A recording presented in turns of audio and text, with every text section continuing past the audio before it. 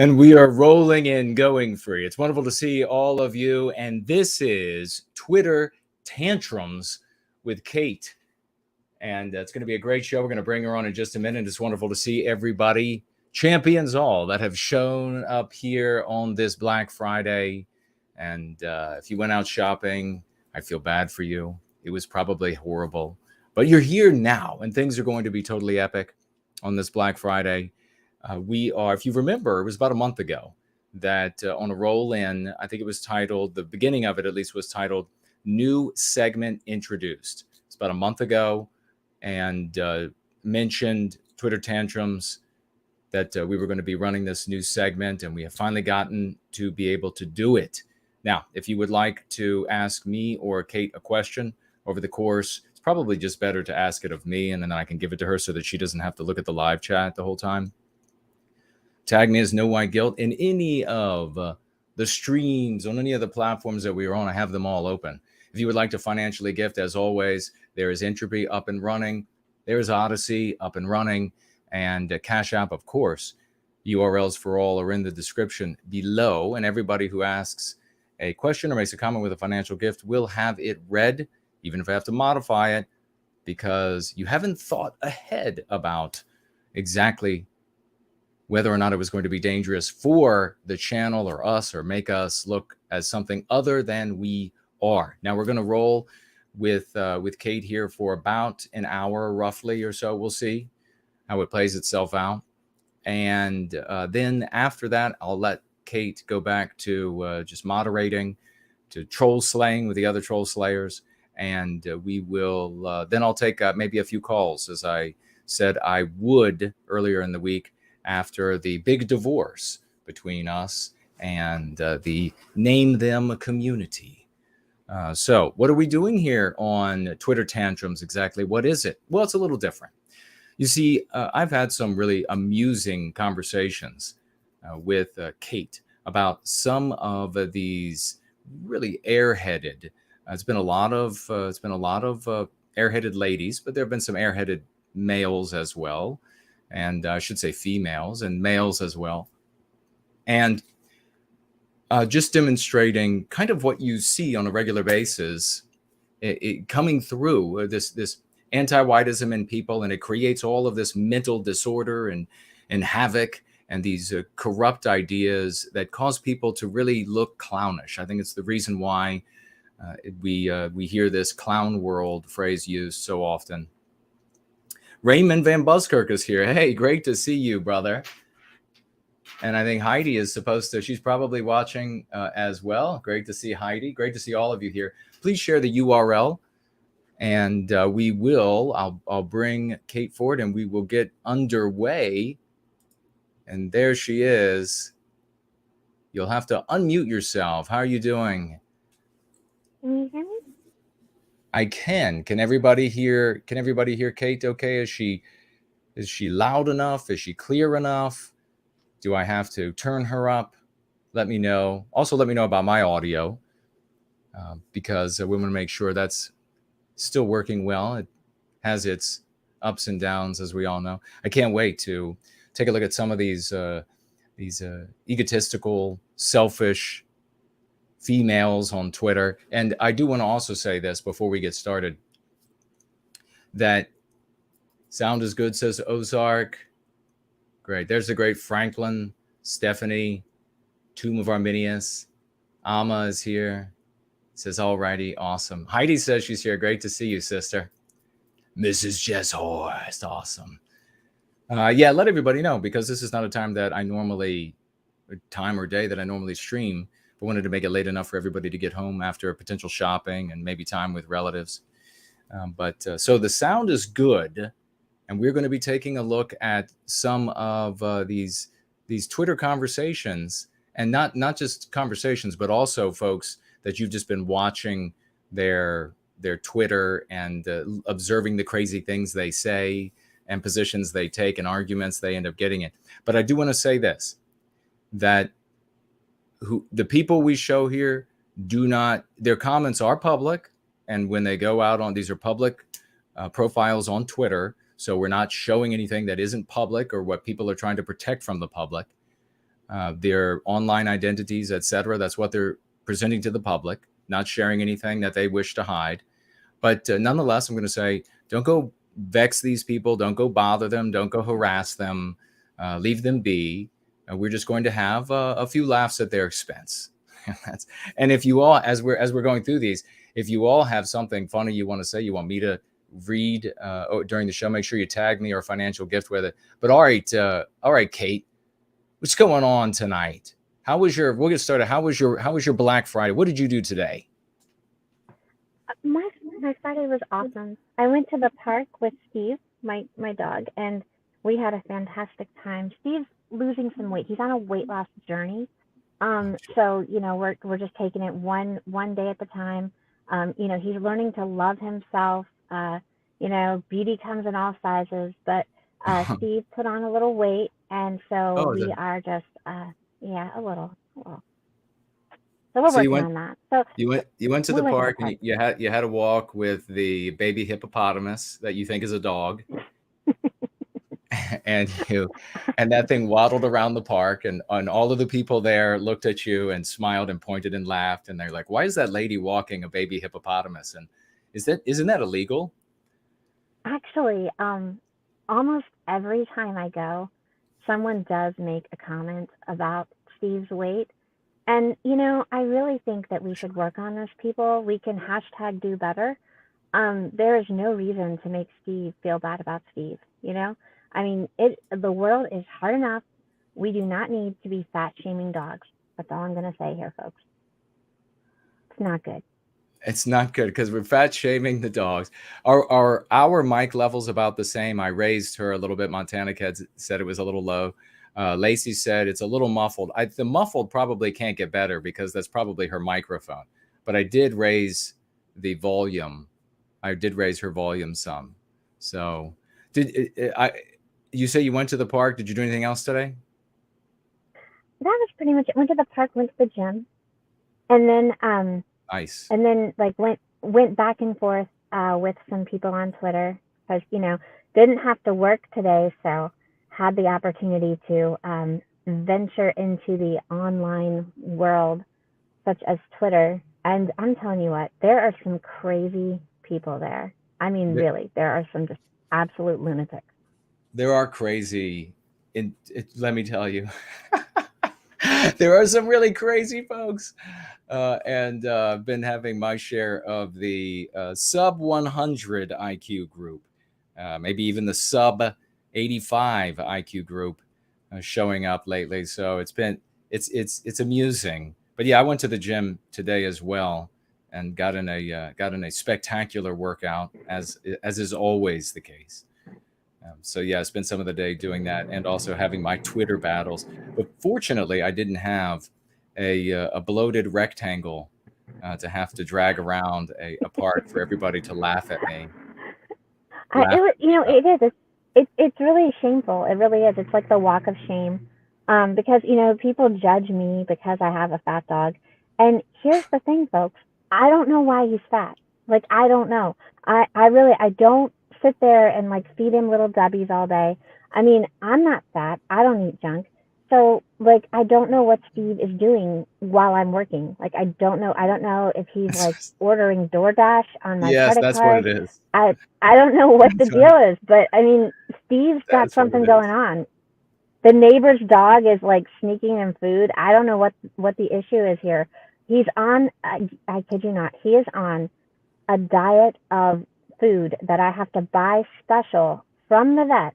And the bag is called Fat Dog. It says Fat Dog in big letters. That in itself is humiliating enough. You have to go into the vet to pick up your fat dog food for your fat dog. I'm telling you, and it has a picture of a fat dog on it. You need to feed him a dog food called Skinny Dog, and that will remedy the problem. Feeding him food called Fat Dog is probably the problem. Get him nice and heavy, so that he can be humiliating to his owner. All right. Yeah, well, why don't we go ahead and judge? What's that? I said, yeah, people do. They judge. It's ridiculous. I mean, I judge. It hardly looks like a dog. It hardly looks like a dog. It's like a baby elephant seal. It's like he's on the verge of cardiac arrest just from getting up and walking across the room. This lady said today, she's walking by me with her husband, and she goes, "He looks like a baby bear." Yeah. And I'm like, "Thank you. Okay, thank you. Steve did not need that. Now you have set Steve back in his self-esteem battles. Come on now. There's no reason for that." His self-esteem Think before you speak, folks. That's all I'm saying. Think before you speak. And this dog, as big as he is, and just orbicular, apparently when other dogs come walking up, Kate says that this giant dog immediately flops down, rolls over onto his back, and bares his neck and begs for mercy. So that's how intimidating and brave this thing is. Who do you want to talk about first? You want to talk about Ken? Looks like you're muted if you meant to do that. I can put Ken up on the... Okay. Am I... I can hear you now. I don't know how I muted myself. Okay, fantastic. Okay. It was Steve doing it. Don't worry. Here we go. Is this where you want to start? Or is this the last one? Let's see. Okay, yeah, actually, yeah, Ken is who I wanted to start with. And that's a good tweet to start with, because that is actually the tweet that I came in contact with Ken on. And Ken is, I think you said that Stephanie was in the chat. She has been going back and forth with this gentleman. And there's a few others. I think Loki Lundor has been too, and maybe Jerome. There's a couple of others from the community that have been going back and forth with him and trying to kind of get, I guess, maybe some, like, I don't know, common sense, or just like some, I mean, this guy, he tweets, first of all, he tweets like all day long. I don't know what he's got going on, but not much more than Twitter, I don't think. And he has a lot of opinions, like a whole lot of opinions about immigrants, about just, you know, various things. And women happen to be like Ken's number one cause, apparently, is women and gender rights for women. He has a lot of interesting views on what women are entitled to and what, you know, women should be treated like. And a lot of really crazy, I mean, like, there's just no polite way to say it, just absolute, like, off the rails, crazy views about what life has been like for women. So essentially, you're saying that this guy is an ingratiating, simping pussy. That's essentially what he is. He has gotten female attention by being a simp for them, and now even into his senescent golden years, and maybe they're there for him if his wife so desires, or the woman in his life, they are golden shower years. And here he is, and he wants to jump on out, and he wants to tell everybody, hey, you need to be submissive to women. Women need to be in charge. That's what it looks like he essentially is saying here. My family struggled with gender roles. Yes, my mother earning more than my father was something he couldn't really cope with because of the prevailing expectations, and they are not getting a divorce, creating an unpleasant environment for the kids. So actually implying there that a divorce would have been better for the children, because that's what data always shows, that divorce is always wonderful for the kids. And that's the kind of argument that this guy makes. He actually said, because when I kind of pushed back on that, and I was like, hey, since women have become, because he's like, you know, it was way harder for women a long time ago, and they didn't have bank accounts, and they didn't have this, and they didn't have that. And I said, well, hey, you know, since women have become, quote unquote, independent and equal, divorce rates have risen, addiction rates have risen, mental illness issues have risen. You know, there's a lot of things that have gone very wrong. And he's like, well, there's no causation between any of that. And he said, yes, divorce has risen, but that's a good thing, because it's become more socially acceptable. And like that in his mind, like, how do you logic that? I don't understand. How is that a logical conclusion that because divorce has become more socially acceptable, it's a good thing that divorce rates have risen? Because broken families totally lead to healthy societies. We all know that, right? I mean, clearly that's the outcome you get with more divorce. Yeah. This is so this Ken individual, and I don't know if are you on your phone, or are you able to see the tweets that I put up, or do you have are you able to look at them and then speak to each one? Oh, absolutely. I can see them. And so, like, this is actually not a conversation that I was involved in, but what we're looking at here is this other gentleman was saying, hey, look, they're teaching children in school. They're teaching them things like men are pigs. And this guy says, men are pigs is something I heard growing up and in the media. Are kids supposed to implicitly know that only means some men are pigs? And he responded with that he didn't think, this Ken guy responds that he did not think that men are pigs is problematic. Like, in the next line of tweets that I've found, he was like, oh, well, I don't really think that's problematic, but I guess it could be. But I expect children to be smart enough to know that they don't mean all men are pigs. I mean, could you imagine if the same was said about women to children? Like, women are fill in the blank, but it's bad. And then somebody comes along and says, but they don't mean all women. So the children will just be smart enough to know that it doesn't apply to all women. I mean, this guy, I'm telling you, he makes me feel a certain kind of way. He makes me a little salty, because it's like he's not even being, like, I don't like it when people are just intellectually dishonest, and that's what we're looking at here. Because he knows that an 8-year-old doesn't know the difference between all and some, if you're not clarifying that. So it's totally intellectual dishonesty. Yeah, it's completely dishonest. They would, of course, he's clearly an anti-white. I mean, just at root.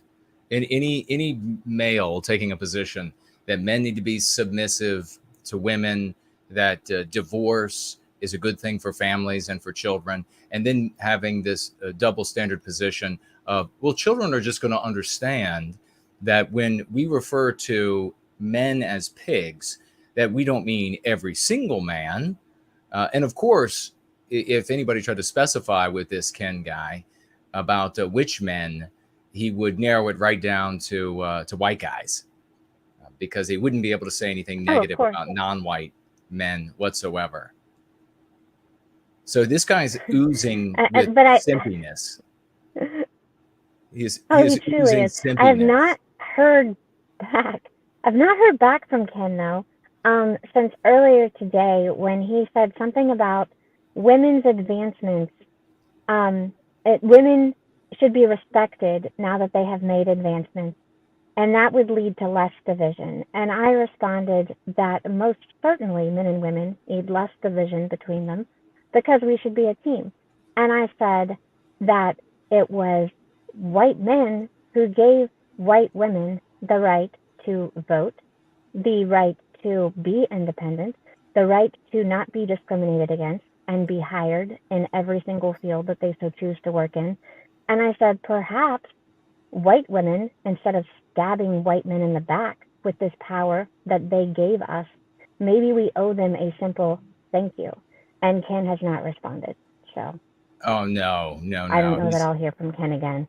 He is really, I guarantee you, he's in his bathroom bawling, curled up beside the toilet, because his understanding of the world has been so incorrect and so poisoned by anti-whites that he has lived a life of a lie. We're talking about sunk cost fallacy.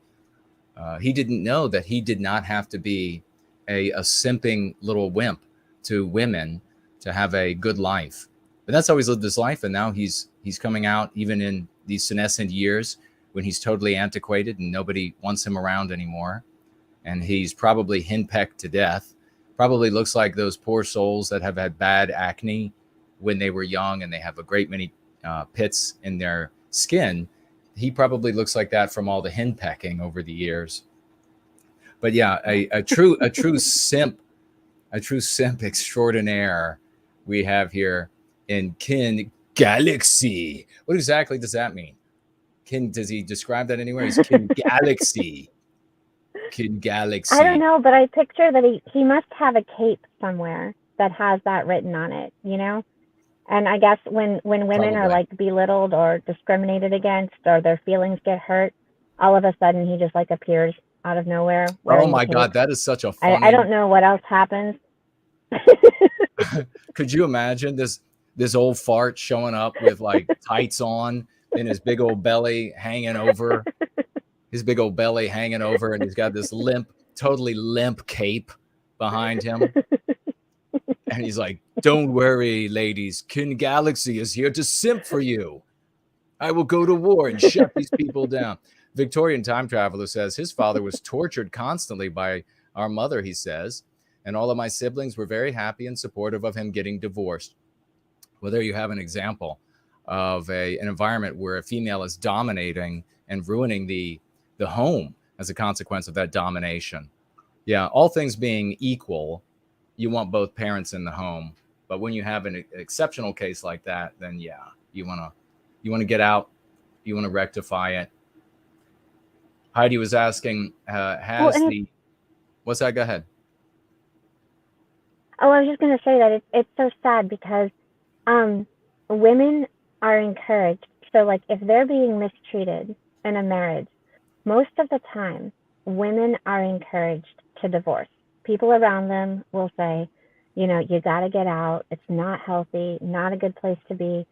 If men are, you know, constantly berated, constantly made fun of, constantly devalued in their marriage, they're just pretty much told that that's the way it is. Yeah. And, you know, there's like stupid sayings out there like happy wife, happy life. So they're just pretty much told, well, you're just not making her happy enough. And if you were, then, you know, she wouldn't be making your life so miserable. Yeah. And the way so it's such a double standard. It really is. The way to make her happy is to be a submissive little cringing bitch. That's how you make her happy, whatever. Yeah. And guys, remember this, when they say happy wife, happy life, just say happy husband, faithful husband. Just remember that, repeat that to them. And you see what that ends up doing to their countenance when they like to throw that around in your face. I'm going to throw a tantrum so this is, you know, Kin Galaxy. Kin Galaxy is a great example of a male that probably never left the nest as far as, you know, as a child becoming something more. He was trapped permanently, probably in servitude to his mother. And just like we saw with Jim Jordan, I criticized on Twitter, telling us that we all have to sit down and listen to our aunt tell us all about critical race theory. What a loser. So what is this? I did want to read. Heidi's asking about the rectangle that Katie drags around as a dog. Heidi says, has he been tested, a blood test, to see if he has any health issues? He does have a health issue, and it's called stuffing his fat face. So that continues to be a problem for that animal, for that rectangle. He might also have thyroid issues, and the vet says if he continues on the fat dog diet and we continue to go on these daily walks at the park and he's just not losing it, then we're going to have to do some exploratory testing to see if maybe he does have a thyroid issue. Apparently, labs, purebred labs, can be prone to having thyroid problems. However, they can also be prone to wanting to eat a whole lot too. I just have to figure out how the heck he's getting to food. Like, I have no idea. Like, is he helping himself to extra dog food? Is he eating? Like, I don't know. I'm not missing food. So I'm not sure where his stash is coming from. Like, what is he eating? I have no idea.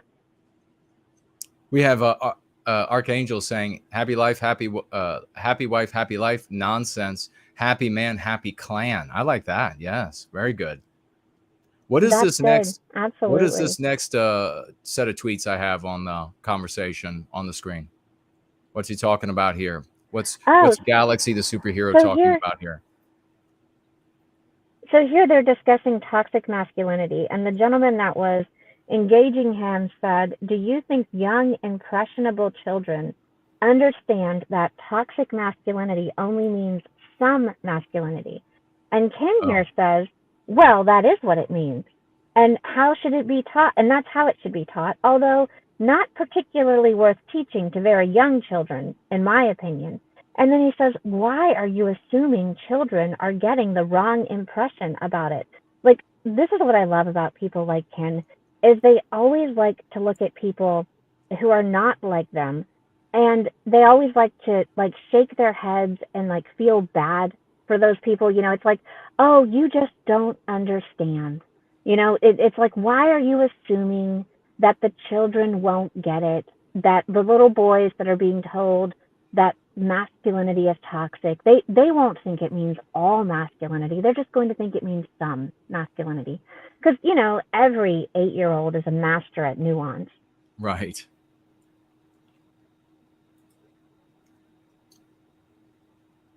Here he is. What's he saying? Words mean a certain thing. It makes much more sense to assume people understand the right meaning than assume they imagine a different one. Exactly. So again, he's still talking about words, and the other guy's saying, hey, you know, when they say toxic masculinity, they're going to mean, like, this guy's getting so frustrated, the guy who's talking to him. And that's what I've noticed a lot of people do with Ken, because it's kind of like beating your head against a wall. Because this guy is just like, you're just going in circles. But here this guy's saying, for the millionth time, why are you assuming children are getting the right impression about it? And he says, well, when words mean a certain thing, it makes more sense to assume people understand the right meaning. So again, he's assuming that children have the nuance to understand, you know, all versus some, toxic masculinity versus non-toxic masculinity. I mean, Ken is special. He's an extraordinary. He's a great example of a male gelded anti-white guy, and he's a boomer, if that's his picture there, and totally submissive and compliant to the woman in his life, who is then led around by the nose witlessly and easily by emotional anti-white propaganda that rather than do actual thinking, she just emotes about all day long. And so Ken felt the need. He really felt the need to get out there and have a debate with people.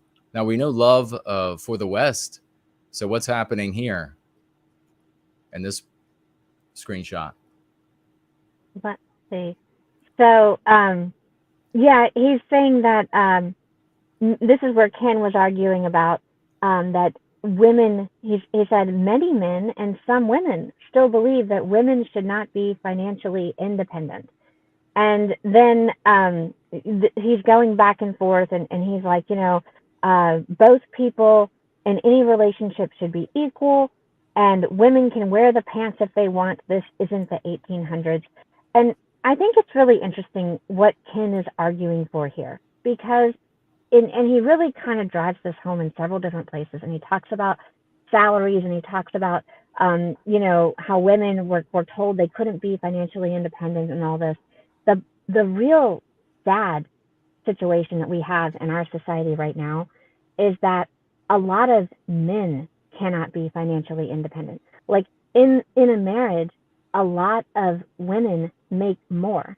And it's not because they are more talented. Sometimes they are, but it's usually not more talent. It's usually not more education, and it's honestly usually not more work experience. It's because women get the promotions, women get the jobs, because they're women, and because of men like Ken who feel that they should. because it's like, well, they were told in the 1800s that they couldn't have their own bank accounts, so now we can't hire men anymore, and we need to make sure that only women get the jobs and only women get the promotions. And that has become so backwards and made relationships and society so backwards that it must be so maddening for men, because society still tells men that they need to be the provider. And they still tell little girls growing up that Prince Charming's going to show up and there's going to be a castle and there's going to be, you're going to be provided for. And then they tell men, oh, you have to be the provider, but you also have to get at the back of the line, because we're not hiring you and we're not promoting you, because all these women and all these other groups, they're going to come first. But you're still going to be judged on the fact that you cannot provide for women. So right away, they're setting up this impossible situation that men can never win at, and particularly white men can never win at, because they're always going to be the last to be hired. And then they're still going to be told that if they can't provide for a family, that they're losers and they don't measure up. And so what are they supposed to do with that? And Ken here is like, well, women can do it all, and they don't have to answer to men, and they don't have to. And he's so worried about women being just financially independent, and we have to make sure that's a possibility. But then he himself admitted that in his own family, it caused a lot of hardship and frustration for him as a child and his siblings growing up, watching these dynamics play out, because he said, because of expectations. Whose expectations, Ken? Society's expectations, society's unrealistic expectations that they put on men, and then tell them, we're not going to hire you, but you also have to make more and be the provider. It's a very sick situation. And it's no wonder that so many guys just throw in the towel and they're like, no, I'm just done. Like, I'm not playing this game anymore. Forget marriage, forget family, forget all of that, because I'll never win. Yeah, that's the idea that men are supposed to provide and be the leader and head of the household. That's something that is a long-held tradition for our people. And it's come down to us as a tradition because everything has been tried, and this is the thing that works. That's something that's important that always needs to be stated, is that tradition is a consequence of things that have worked. It doesn't mean that things that come down to us from the past can't be improved upon. It does mean that they have shown a measure of success above the other things that have been tried. Matriarchal societies and households did not exist because they failed in competition with patriarchal households. So you're absolutely right. We end up having this environment where men are still, from this inertia of the past, told you've got to be the breadwinner, you've got to be the person providing. And that's really been also, this is something else that it's been coming down for us in the past, is this: you got to be the provider and you got to be the head of the house. So if the house sinks, it's your fault. If the family goes bad, it's your fault. The men had that leadership and that responsibility, two really big things. Well, they were dethroned and in anti-white society. And now it is, you just need to provide and shut up and do whatever she says. Ken Galaxy is a consequence of that. And it's like this Stockholm syndrome where he's identified with his victimizers, all of these women who have adopted anti-whiteism in his world and ruined his world. He's become sympathetic and supportive to and a defender of all of those ideas and their continued reign ad infinitum. And you're 100% right, Kate. As guys, we go out into the world, and well, white guys, and we want to get a job, and we find out that the only white people that are going to be getting hired, if any, are going to be the white women. They're going to be getting the jobs. They're going to be getting the raises. They're going to be getting the higher pays. White women, very often with higher pay than the male suitors who come to them, are disgusted by the fact that he hasn't just swung in there with some pretty boy face and 6 or 7 figures to blow her away with. So they just want to move on to somebody else. They end up leading this this sickening, sex-filled, partner-filled life of whoring around with their money and parting with their money very easily by way of conniving advertisers and the like, very easily. I mean, women will buy the most asinine things for pets that are exorbitant costs. No problem whatsoever to get women to do that sort of thing. You're giggling because you must be guilty of that occasionally. Yeah, it is the exact remedy or recipe to destroy the Western family, and it absolutely has as a consequence. Yeah, go be the breadwinner, and then you can't get the job, and the job you can get is automatically almost always going to be a job with less pay than the woman that you end up meeting, and there's going to be great static there as a consequence of the difference in pay. And there are women out there that understand that this is happening, and they're not going to have contempt for the white man in their life because he can't get a job with as much status and he can't get a job with as much pay, because they understand what this war that's being waged against white men. But they're few and far between. I like what Love for the West says here. He says flatly, that's horse shit. I agree with him when it comes to Kin Galaxy. Let's see over here on Entropy. We have a financial gift from the great Tall Kevin, the first one, I think, to financially gift on Twitter Tantrums with Kate.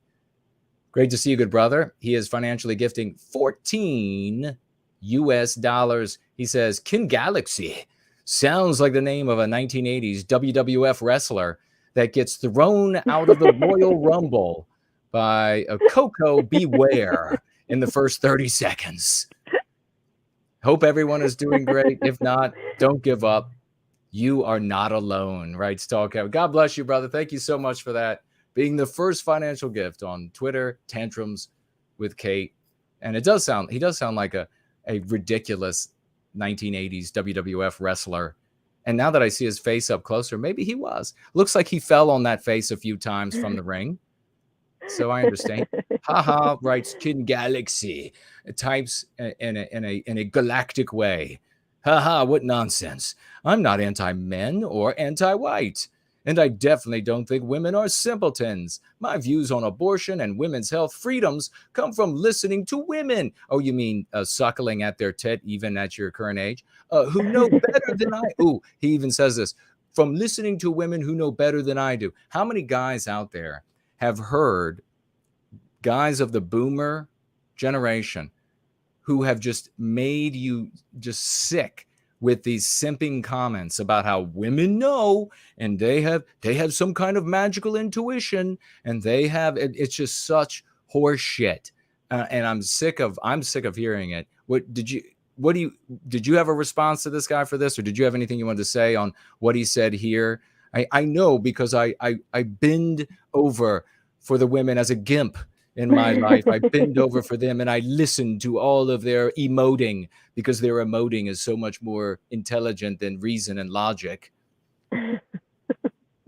Yeah, all I had to say there was just that the reason that I found that tweet to be interesting is what he said at the end there, where he was like, my views on women come from listening to women who know better than I do. With all due respect, Ken, views on women should probably not come from women for the most part, because women are pretty emotional. We tend to think pretty emotionally. So yep. What we might tell you one day might not be applicable the next day. Are you kidding? So maybe you should make your views women, on... Kate, what women say 1 minute might be different in the next minute, but please continue. That is so true. But what is important is to maybe just observe what you observe and build your views on women that way. Because Ken here talking to girls in his Facebook group or whatever he's got going on, that's not the way to form your views on women as a whole, Ken.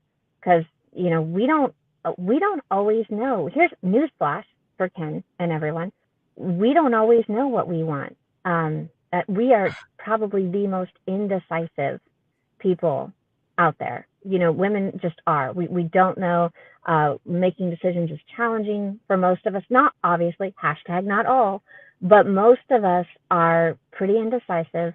We don't know exactly what we want. We're kind of, we're just like, is this right? Is this not? What does my gut tell me? I cannot tell you how many times, like my friends and I will be having coffee, and one of us will say something to the other, like that we're struggling with, and then the other one of us will say, what does your gut tell you to do?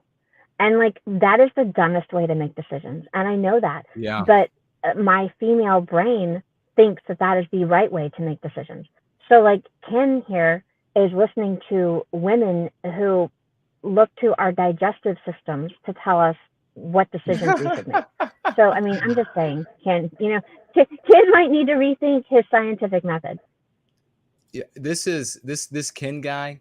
This is Colonel King Sanders. That's who this is. This is a effeminate Colonel Sanders. He knows what's right because he's shut up and he's just listened and obeyed women, says Colonel Sanders. All right, what's up? Let me see what's next here. All right. Addiction and adultery are not shown to have increased as far as I'm aware. Women were heavily medicated in the 1900s in order to keep them compliant. That is crazy. Like, this is just something that I read, and I just had to stop and look. But this is nuts. Women were heavily medicated in the 1900s to keep. When did this happen? Like, where is he getting this from? I've never heard of that before. Never. Not even from like people that I know that are quote unquote, of the anti-white genre of feminist. I've never heard anybody say that they were just like doping women up in the 1900s to make them compliant. I don't know where Ken got this from, but this is just like something that he's just like pulling out of the air. And I read that and I was like, wow. He's pulling out of the chicken bucket. And then you picture him. Then you picture him with the cape and everything, and then it makes more sense because you're like, okay, I understand where the logic is coming from now. He's wearing the galaxy cape. Maybe it's a little tight around the neck, not getting enough oxygen. I don't know what's going on, but that's insane. I've never heard of that. But the fact that he's like actually saying that, and I guess he must have heard it from somewhere. I mean, this is a thing going around. I'm not familiar. It's completely unhinged to say that addiction and adultery have not increased. That is, how disconnected is Colonel Sanders here? I mean, I don't know. How long has Colonel Sanders been dead? Because this is the kind of thoughts that you would imagine would come out of a corpse. How did Colonel Sanders talk? Was it like a Southern accent? Addiction and adultery are not shown to have increased as far as I'm aware. Eat my chicken. Women were heavily medicated in the 1900s in order to keep them compliant. They didn't have my chicken. If they had my chicken, they wouldn't be compliant and they wouldn't be on drugs. Shut up, Colonel Sanders. Yeah, I mean, putting women in the workforce has radically increased adultery. Everyone knows that. Everyone is on. Drugs are everywhere today. Everyone has access. There's a surfeit of drugs. Addiction hasn't increased. Yeah. Ken's arguing that addiction, and this is actually, I believe, in response to my original tweet to him about all the things that have gone wrong since women have been, independent and equal. And then also, I think Stephanie added to that list and added different things that are also, increasing and so forth. So his response was to those tweets that he's just not aware of that he's not aware that adultery is increasing and that addiction is increasing. And you just look at that and you're like, how can you possibly think that? Like, I mean, of course adultery is increasing because before women worked, women were at home with their children. They weren't out at night at meetings. They weren't out, taking business trips. They weren't out. I mean, all of Right. those things present opportunities to be unfaithful. Yeah, And the precisely. problem is that that's what's going to happen. You know, that not all, hashtag not all women, but it absolutely is a possibility now, and it's a much greater possibility now because that's people of opposite sex working in close conditions, working long hours. Um, Obviously, And it's she'll a finally possibility. be, she'll finally be around guys that make more money than her, and who are willing to tap her one time while Ken stays home. Ken's probably like, "Why? The reason why I don't say it's more adultery is because while I'm eating my chicken, I'm just watching her take every man at her office, and so since I'm okay with it, it's not adultery. It's not an That's adultery." true. I guess if it, yeah. He, he likes chicken. He likes chicken because he likes to be henpecked. When I'm not eating my chicken, I'm getting pecked by them. I lay down naked on the floor in the feeding room, and they peck me. I listen to my Oh, chickens, that's and a that's why lot. they taste so See, good. Come on, Ken. you know, He's not fooling anybody. some there are some images that you just cannot unsee. And now you have put one in my head that I can't unsee that. That's Naked, unfortunate. naked Colonel Sanders. He scatters the feed across the floor and then throws his naked body down on it and rolls around. Oh He's all God. sweaty so that the feed gets picked up on him. And then the chickens attack. Oh wow. Oh, see, I just want to hear what you I have to feel like talk we should about. apologize. We should apologize to all chickens at this point. I feel like we're somehow We have offended like the chicken population. we've Who, offended the chicken population. yeah, right now there's a chicken saying somewhere, I would never put my beak on that thing. Exactly. Yeah. All right, let's see what's next here. There was no legitimate issue with my mother earning more money than my father. He reached the upper limit of what he was able to earn after failing at being self-employed. He was a loser like me. It would And be this ridiculous to suggest she would take a pay cut because of that. Nobody is arguing. Obviously, nobody's saying the wife well, should take a right. pay cut because the husband earns less. She should go to work and say, "I'll take Right. less And that's the money." thing. Yeah. And that's the thing is like I didn't argue with that at all. But this is interesting too. And the reason that I gave you this tweet of his is because in the beginning, you might recall that tweet said that his family actually did struggle because of Ah, the father earning less than the mother. But see, this tweet here, this was just today. He tweeted this morning, and he was almost like offended that somebody responded to his tweet about his family struggling, and he's like, no, there was no issue at all. And this is the challenge, shall we say, of going back and forth with Ken and the many Twitter users who are like Ken, where they will just pull whatever suits them out of the yeah. air at that time. And then today, there was no problem at all with Ken's mother earning more. And he was like offended that somebody might insinuate that. After yesterday, he was the one who said that there was a problem. And you're just like, I just don't know where to go with this, Ken. Well, and this I was don't know how to move forward with this conversation. it's the typical intellectual dishonesty of the anti-white, and even just one day later, and he'll returns with there was no issue with the father earning less. Wow. All right. Let's Yeah, see and what. yesterday it was like a family breaking issue. You know, he was like, "Oh, it was really hard for us, and we watched them. You know, and they should have gotten divorced over it." And today, no issue.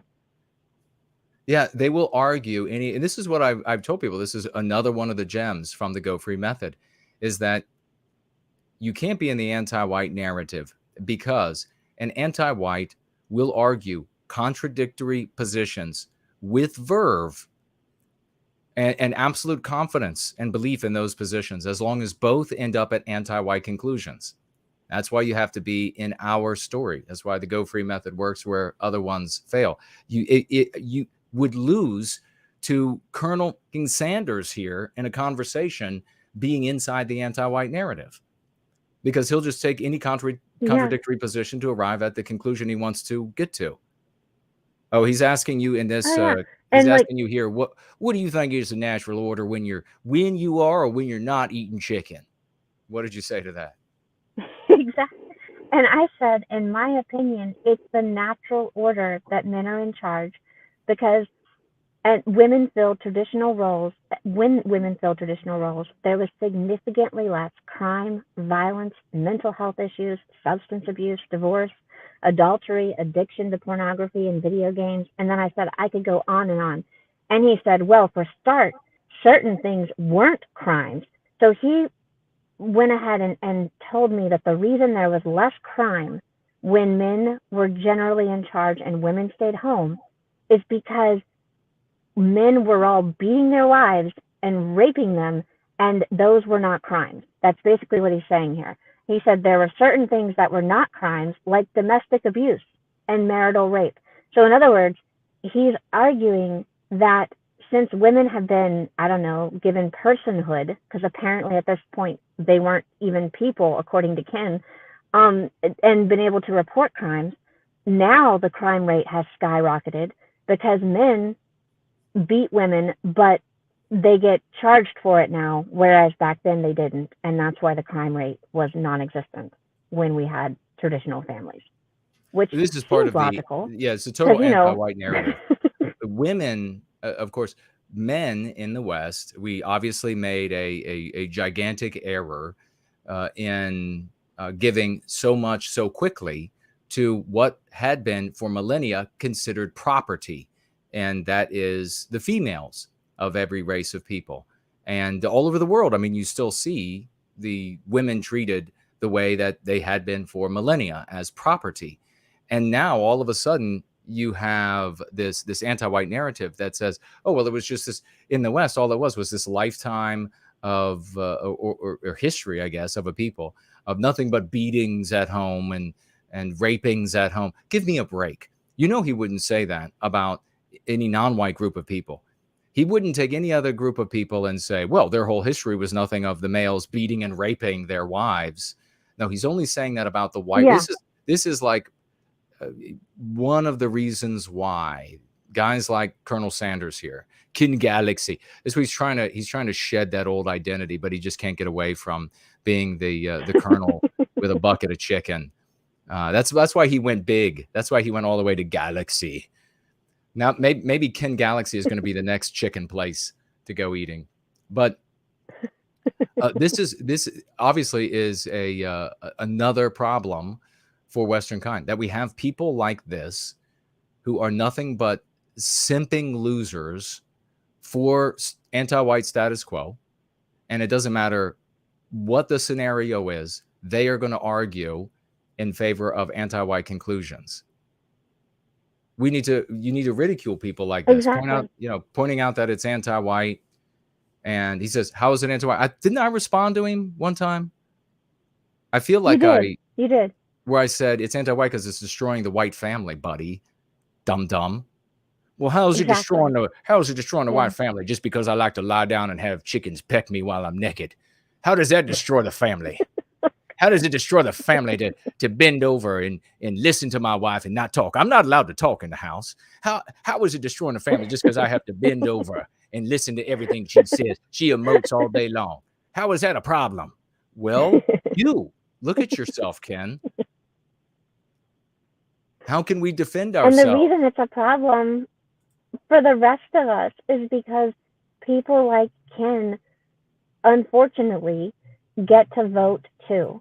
And people like Ken get a voice in making decisions, and they get to decide who gets hired and who gets promoted. And they are the problem, in the sense that they are the ones that are constantly perpetuating this just victimizing of the white males. And we won't have healthy societies if we don't have healthy families.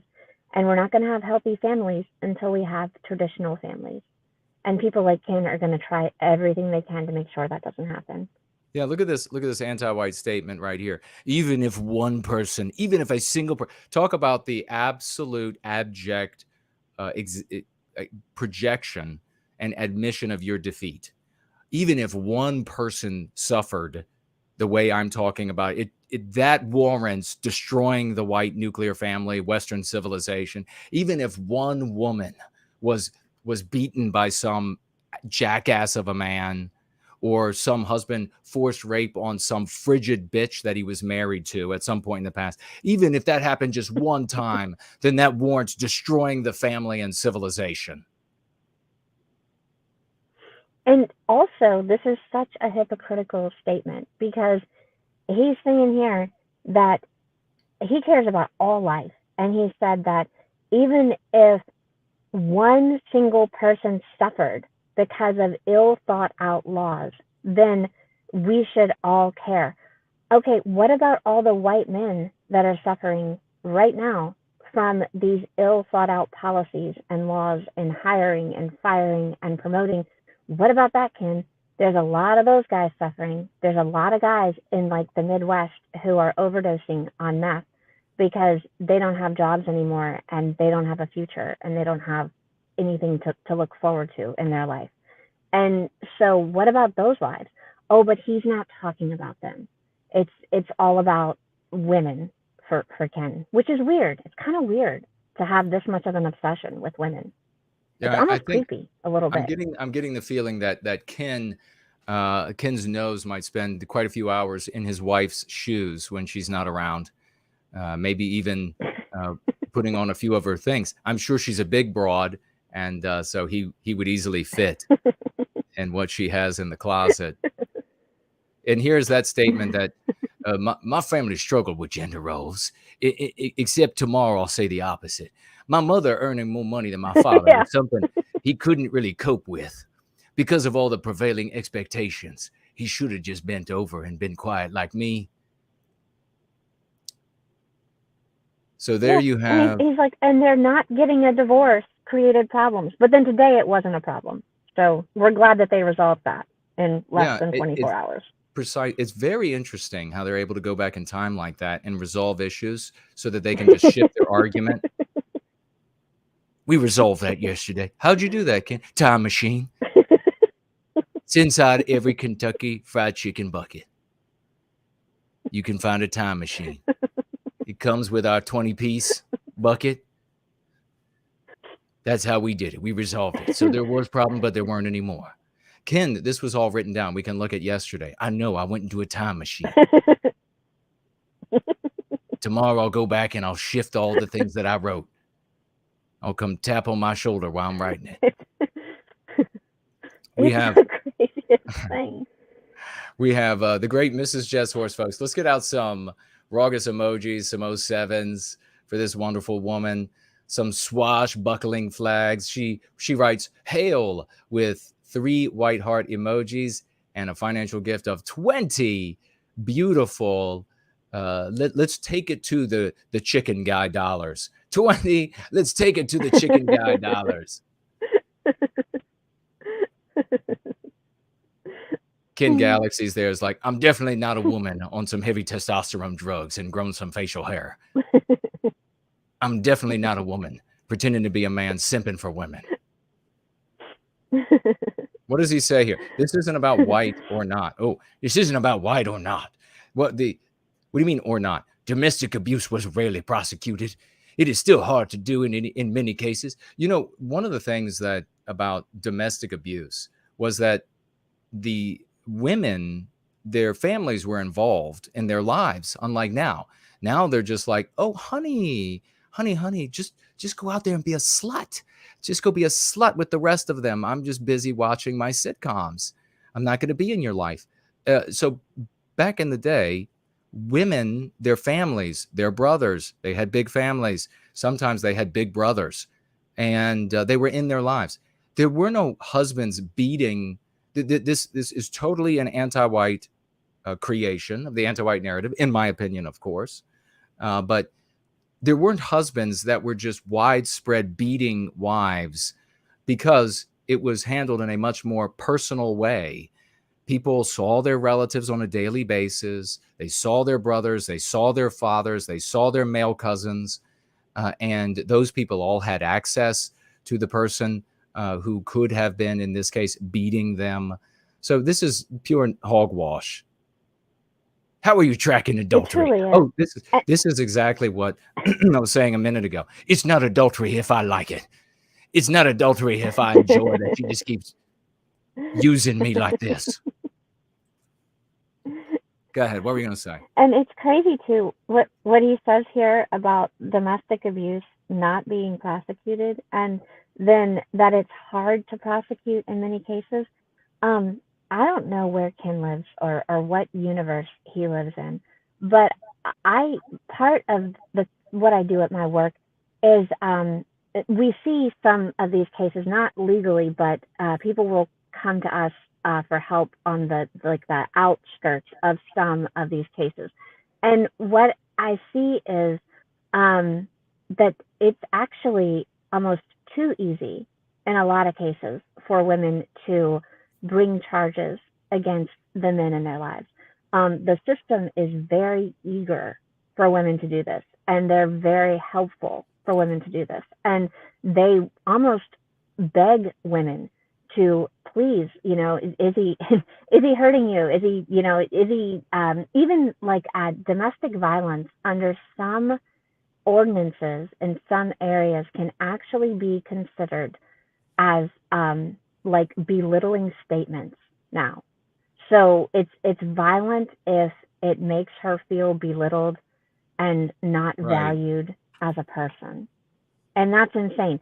So like Ken here is saying that domestic abuse can't be prosecuted in a lot of cases. That's insanity. I know of a case where someone got sprayed, the female got sprayed with one of those dishwash things that attach to the sink, the little hose thing.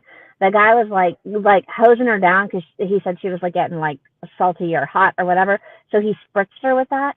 She called the police and he was arrested for domestic violence because it was unwanted. And believe it or not, guys, that's assault. You will be handcuffed for spraying her with water from the sink with the little hand spritz thing. Now, I don't know if those charges stood. I don't know how that worked out in the end, but he was handcuffed and he was arrested. So but Ken's worried. They don't work out good for the men, especially white men. And the same female who would call the police to come and arrest her husband would happily put on a white shirt, no bra, and be sprayed down by a bunch of good-looking men. So it's total BS. It's just total. She would say, spray me down, whatever the other guy's name would be. Happily. Hose me down. Double meanings with that. Hose me down. Yeah, but when it's a man that is her husband that is not obeying her, then all of a sudden I'm calling the cops. That's the whole joke about this harassment, sexual harassment at the workplace.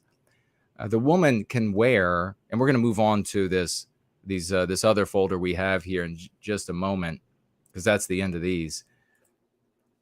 But women at work, how did we lose? Kate, come back. Kate, come back. Women who they can wear to work the most salacious sort of things, the most revealing sort of things. And if any man looks at the woman with any interest, but she doesn't find him to be pretty enough for her, or that's just not her flavor at the moment, then she will merely just refer him to the authorities at work, and he will, of course, be persecuted by them for giving her a look that she felt was unwanted, even though she had that blouse cut down, 2 inches above her navel, and the skirt ended about 6 inches up from the bottom of her ass. But the guys that she wants to jump into bed with, she's happy to have them take great interest in her. So we'll see if Kate can figure out that she's no longer with us. And I don't know what happened. I don't know if did she disappear at the exact same time I pulled that screen down, because they shouldn't be connected. There she is. All right. Hello. Great to have you back. Thank you. I don't really know what happened there. I don't know either, but we're gonna try this now. Okay, tell us about this thing. Okay, so I guess we've moved on then to the women. So why I wanted to look at Ken first was because men like Ken are what are creating these next statements from these young women on Twitter who are throwing these tantrums about men. It's guys like Ken that are helping to perpetuate what these women feel they're entitled to. And so, like, here we have this account here, and she's like, men in general need to do better. The entitlement and lack of basic human respect towards women is sickening. So she is totally parroting what Ken Galaxy over there is telling her, and this is the sentiment that we're getting at here. You know, this is what we're producing, and these are like younger women. These are women, you know, in their probably mid-20s, you know, early 30s. So these are women that are like totally solipsistic, yeah, egotists. You know, they have the entitlement mentality, and here she's projecting that onto males. But go ahead. Yeah, so like these women should be looking for partners. They should be looking for you know, people to spend the rest of their life with, to have children with. And guys must look at their options and see this out there as their options, and they're like, oh, that's a hard pass, thank you very much. Because I mean, who wants to deal with this kind of mentality? Men need to do better. Yeah, well, she'll just remain single, and she's one of those with, I guarantee you, you know, that even though she might be however old she is, 20, 25, or she's probably 20 and looks 30. She probably has a massive body count, and she's thinking everything's going to be just fine. She's going through like the top 10% of pretty faced guys, and then everything's going to be just fine for her in her life. Men need to do better. Men need to be more servile to women. That's and that's what she's saying.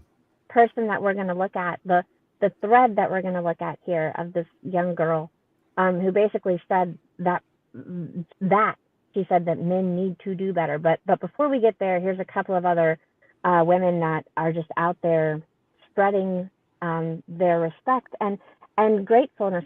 So guys, all that you did to give us these rights and to give us these independent values and the ability to go out and be our best, look what we're doing with it, guys. Thank you so much is what we mean to say. Instead, what we're saying is, yes, I support men shutting the F up. So that's not quite thank you. But you know, it's close. It's not quite thank you, no.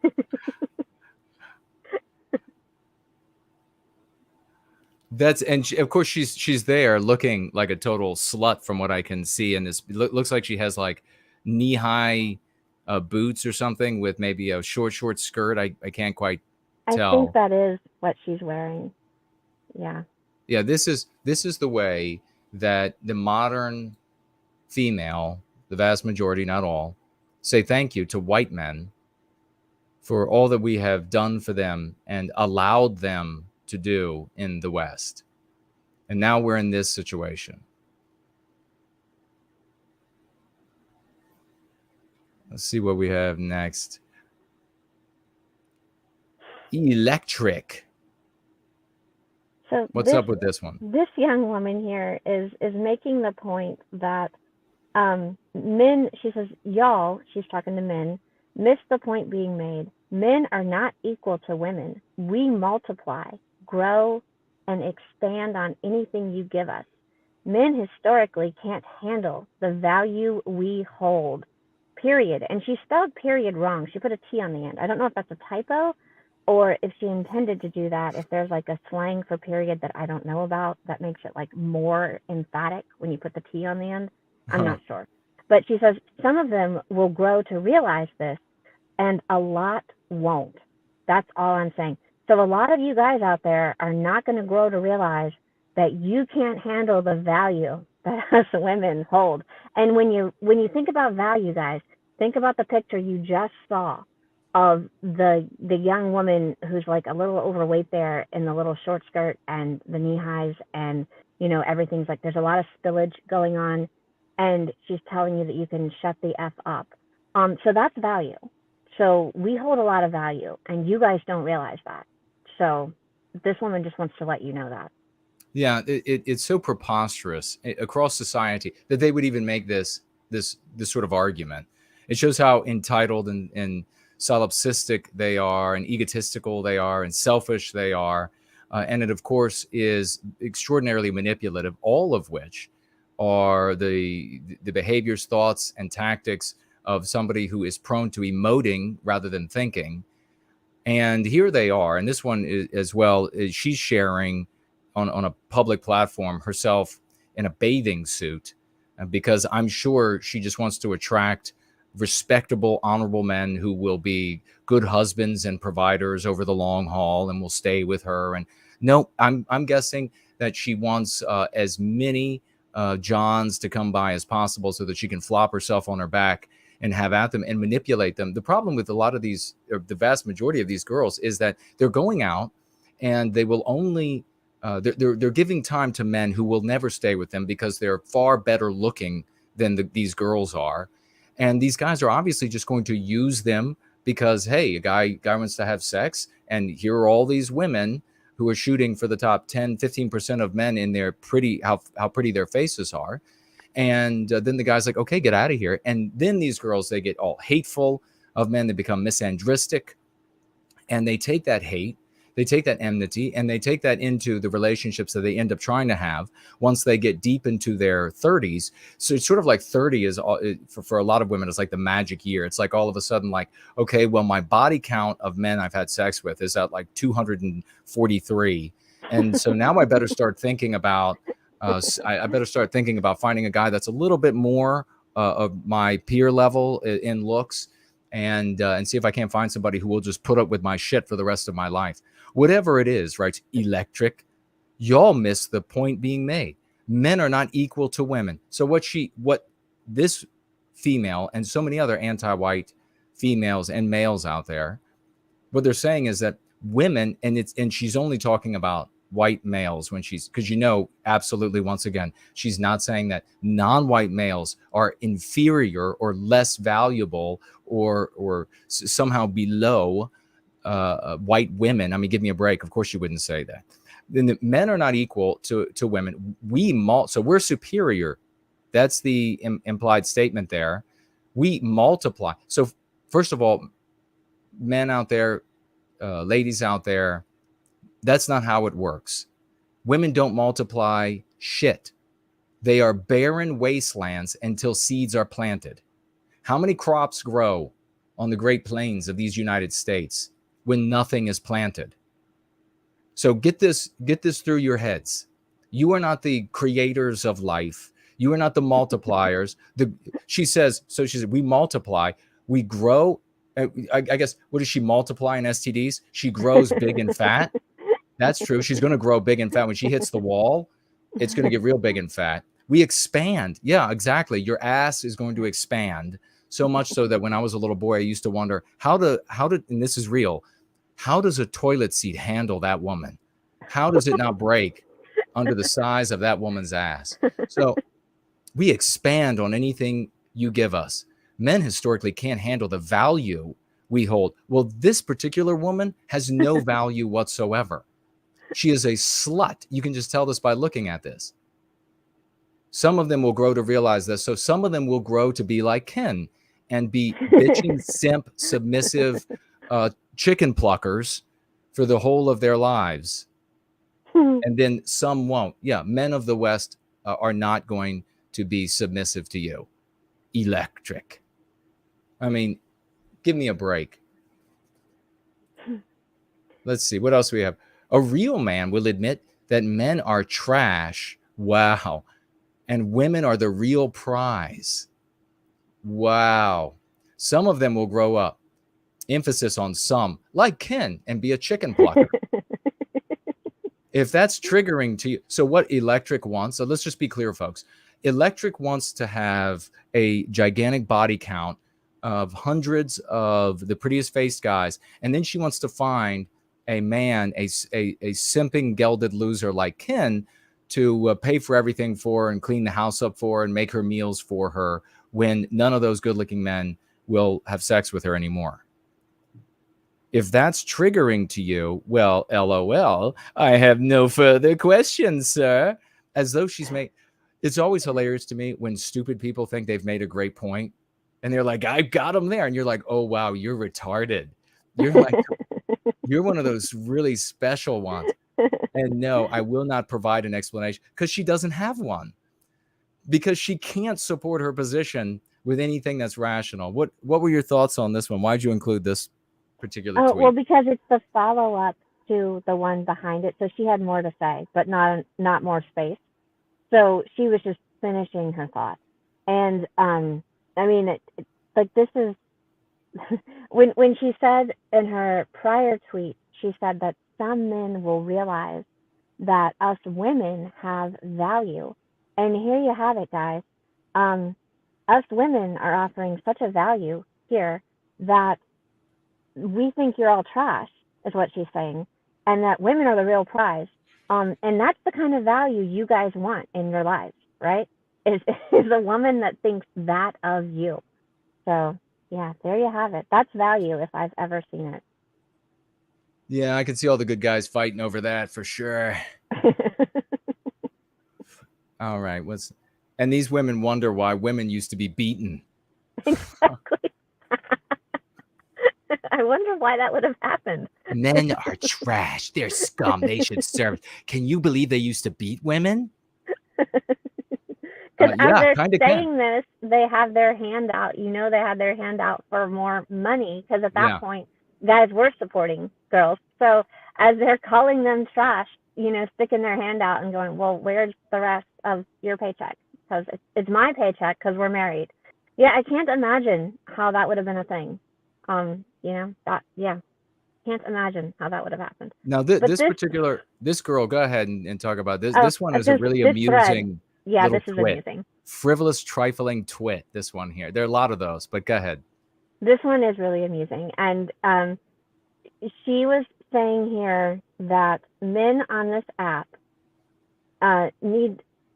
learn you have to be loving and compassionate to have a good relationship, and stop throwing tantrums. So in this one here, she was actually responding to, and there's another tweet of hers, and I'm not sure if I mixed them up and put this one first and the other one second, but her first tweet. No, that's not it, is it? No.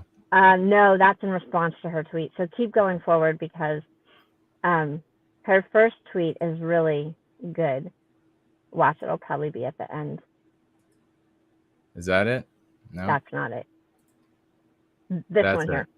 Men should learn how to handle women's mood swings rather than just calling them crazy. Oh boy. So she wants guys to just bow down and deal with us being irrational and not call us crazy, because you can't hurt our feelings. You just need to dance around and figure out what we need at that moment to feel better. Stop calling me crazy. I'm not crazy. Stop calling me. I mean, anybody who's like going on and on about stop calling me crazy, they're crazy, folks. And I think we all know. I think a lot of the ladies out there will admit that they kind of get a little crazy at times. Men should learn how to handle women's mood swings rather than just calling them crazy. What kind of self-centered, inward-looking, totally oblivious, blinkered view of reality does this young, frivolous, trifling twat see the world, where she gets to throw tantrums and to be totally erratic and insane and be able to look back and say, wow, I was really apeshit there. Why didn't they put a straitjacket on me? And then tell the men out there, you should learn how to deal with that better. That's the problem. The problem is not me coming unglued and being totally irrational and making men long for the days when women were tied to the stake and set on fire. But no, you should learn how to handle me when I'm completely insane. So it's your fault. Exactly. Yeah, you guys should just hashtag do better, I guess, is what she's saying here. And so then working backwards from that tweet, you'll find the responses to her tweet, and it turned into a real long thread. A lot of people had a lot of opinions about what her thought here, and how men should handle women having tantrums, and whether or not what she said was rational. So like those tweets that we just skipped by, those are all of those responses, and some of them I actually was really impressed with. Some of them were well thought out and well constructed pushback to this just absolute insanity that she's offering up here. Yeah, how many she's revealing, and without any awareness whatsoever, self-awareness whatsoever, that she has been called crazy many times by men, and that's really funny. That's really funny. In fact, what she's done, she's signaling that she's crazy, probably for a couple of weeks every month. And what she did was she also signaled. I don't know if you can see the cursor. If you look here beside her name, Elfie, she gives you what her face looks during those 2 weeks. See, it's not even Halloween when she put this. It's all about what she actually looks like when she's decided to be crazy. But handle me better. You just need to handle me. I think every guy has dated a woman. I know I have, where they're like, no, you really should just do better at handling me when I'm completely irrational. You should be much better at handling me. And I'm always like, I know exactly how to do it, but that would be the end of my freedom. I know exactly how to do it, but all you need to do is call law enforcement on me. Although some the healthy women out there really like the corrective, but I'm guessing Elfie here, she doesn't.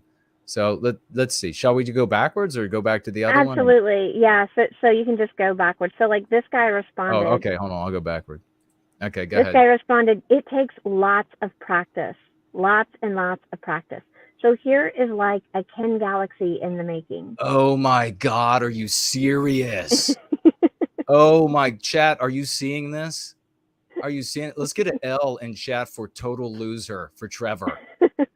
Let's get an LT. Let's make it an LT in the live chat for loser Trevor. He actually responded to Elfie. Look, Elfie said, let's just quick review, folks. Men should learn how to handle women's mood swings rather than just calling them crazy.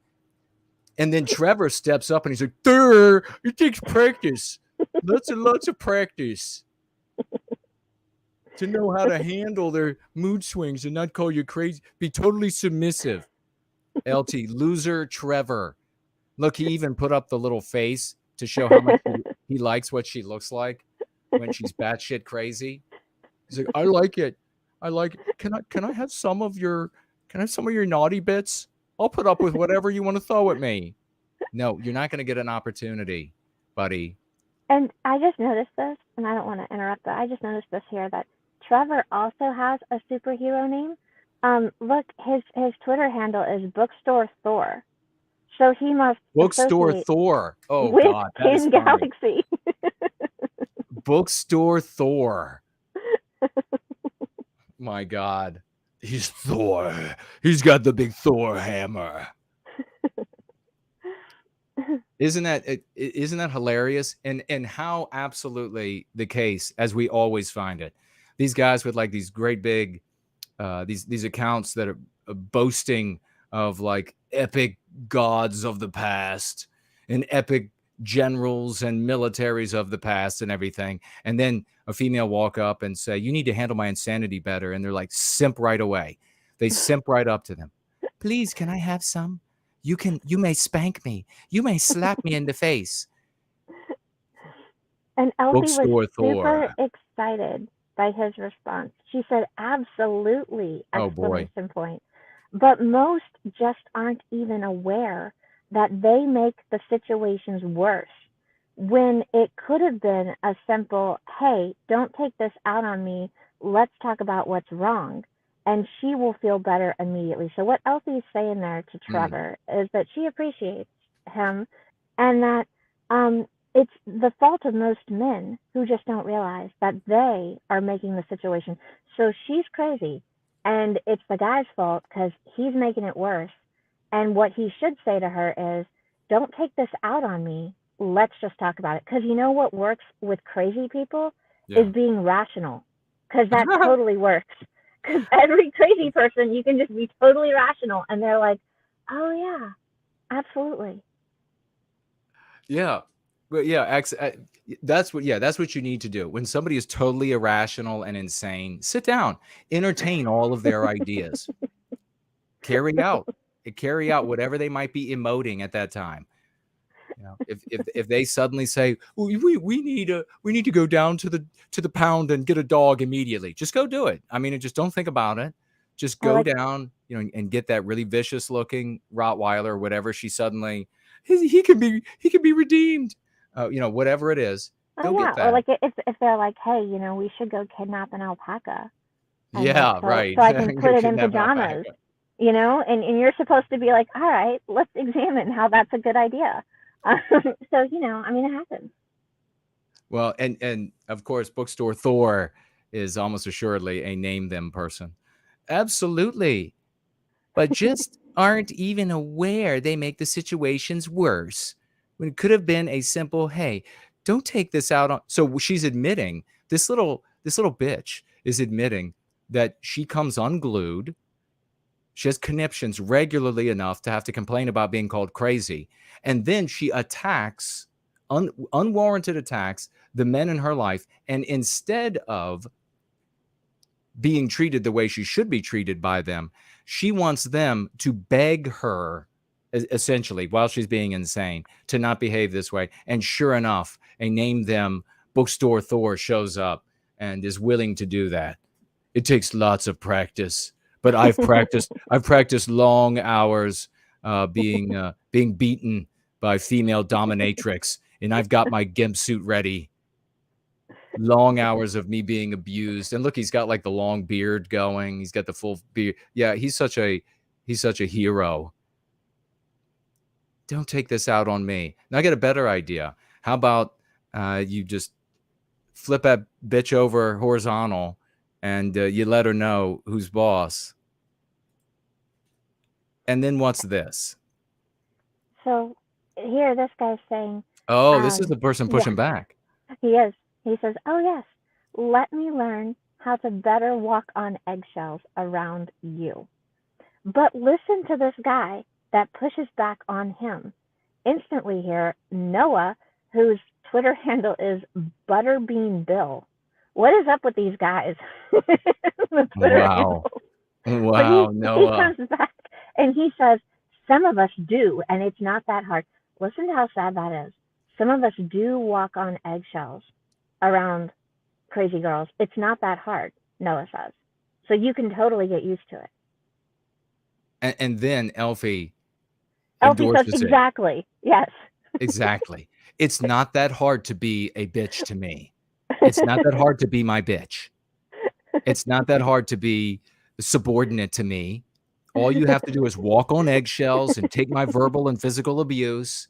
And then what was it Colonel Sanders was saying again about how all the women were abused back in the day and all of this? It kind of looks like it's actually there were laws in place to deal with these sort of like emotive swings. Maybe that's exactly. What it was. Exactly.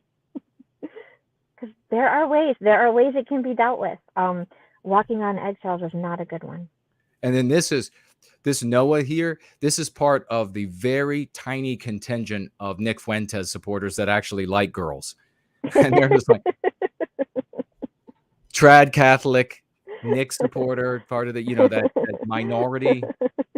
It's like 0.something% that actually like females. And that guy's just like, I will totally walk on eggshells and allow her to abuse me and bite me and kick me in the nuts.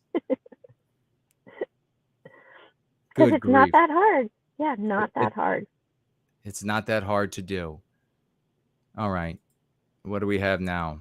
And then this guy pushed back and he says, why would a high value man do that?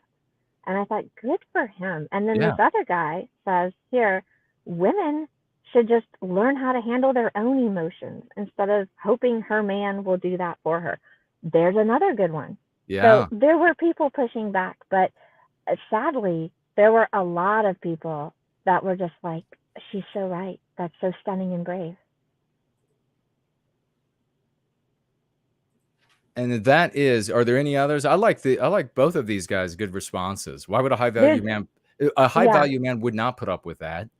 And it's another reason why we are not creating families in the white race. Right, because guys aren't going to want to deal with that. Yeah, these tons of guys are out there who want nothing to do with women because the women are like this. When women have, and this is the case in the West today, they have their power is socially superior and legally superior. So in the social sphere and in the legal sphere, they have more power than the men. They can push them around. They can win in every instance, virtually, in my opinion. And as a consequence, they have to control themselves to be good people. And they don't. And they don't, exactly. They're like that Elfie. You have to, don't call me crazy when I'm crazy. Walk on eggshells. Beg me for forgiveness as I abuse you. No wonder there's not going to be a family there. Right. And it's because women got too much power too quickly.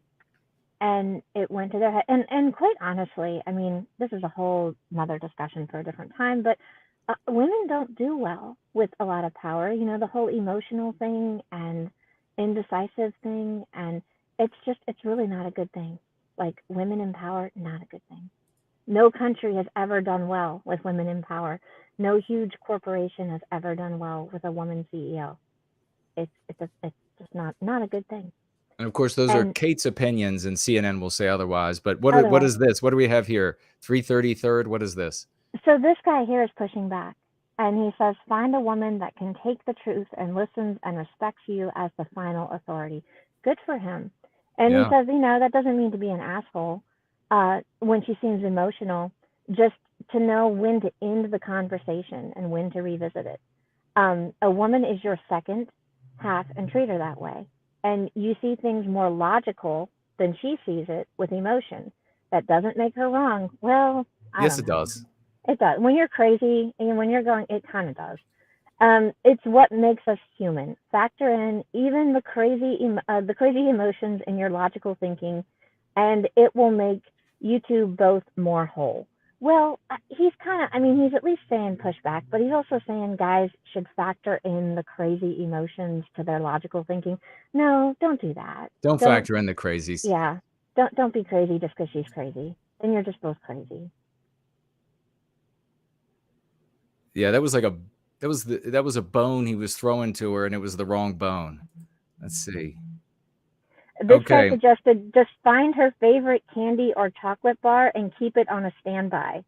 Who says women are overly complicated? So he has developed his own method where I guess he just throws candy bars at the girls around him who go crazy. So I don't know how that works, but apparently that works for Dewey. Dewey, another winner, you can tell by the name. just like it's some sort of a disobedient animal in the house. It's like, what do we do? It's angry again. Throw food at it. Give it treats. I mean, what person has not handled a bad animal incorrectly by giving it treats? The animal's misbehaving. Give it treats. You want the animal to do this? Give it treats. Find her favorite candy. So again, that's being submissive to the woman. Find her favorite, and she's not going to respect you. She's going to be going out and screwing other men because she has no respect for you. And she's going to do things with them that she would never do with you because she hates you since she can't have respect for you. So guys, you don't need a woman in your life. You don't want a woman in your life that's going to act that way. You know, if you say enough is enough, and she continues, then you got to get away from that. Because if you submit to this, if you become her bitch, if you become submissive to her, then she's going to abuse you and she's going to be screwing other guys everywhere she goes. And to think otherwise is so dumb. It's just ridiculous. Yeah, the candy method will not work. Not a good idea. And then Elsie, bless her heart, her feelings got hurt because so many people pushed back on her. That then she said that men on this app need to learn that you have to be loving and compassionate to have a good relationship and stop throwing tantrums. # grow up. So the guys pushing back on her saying she throws tantrums, they were throwing tantrums, and they need to # grow up. Right. Another projection. She knows she's the tantrum thrower. She knows she's the disobedient one, so she's just projecting that onto them. You're throwing the that's another thing that is so telling of so many ladies, so many women, females, I should say. This tactic of argumentation, which is to accuse the other person of everything that you are guilty of, every single thing that you're guilty of. So she's, you're just throwing tantrums. The men are the ones throwing the tantrums. So she was obviously bitch slapped by reality. Reality said, hey, bitch, wake up. You're not the only person in this universe. The other beings out here with feelings and emotions, hopes and dreams and hurts. And we're not going to orbit you, even though you think because you're a young female, you think that's how the world works. And all of the propaganda is telling you that's how it works. All of the movies are telling you that's how it works. You know, the beautiful man is on his way. Prince Charming is on his way to save you. He's going to be filthy rich, and he is going to have a beautiful face, and you'll then live happily ever after with him as your gimp.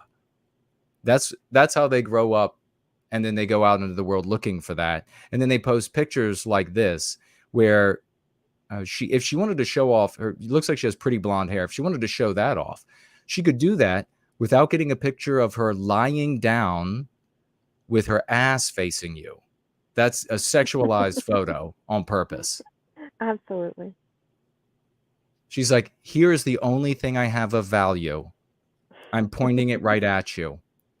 This is the only thing I have of value. I'll point it at you and hopefully you will like me. Listen, Elfie, if you ever hear my voice, you need to become a valuable person. You need to develop traits that are valuable, or you're not going to have a valuable man in your life. Every other female out there has naughty bits just like yours. They're not special. So you're not going to get a good person because you give up those naughty bits. All right. Is that it? That is it. Well, then we can see if anybody wrote anything. And I'm going to close the screen share. Hopefully it won't kick you out again. Okay, it didn't. Yay. And we will see before we let you go and get your final thoughts on any of these and see if anybody has anything they want to add or say to you before we let you go. Jerome says, Jason is awesome. So is Jerome. Thank you, brother.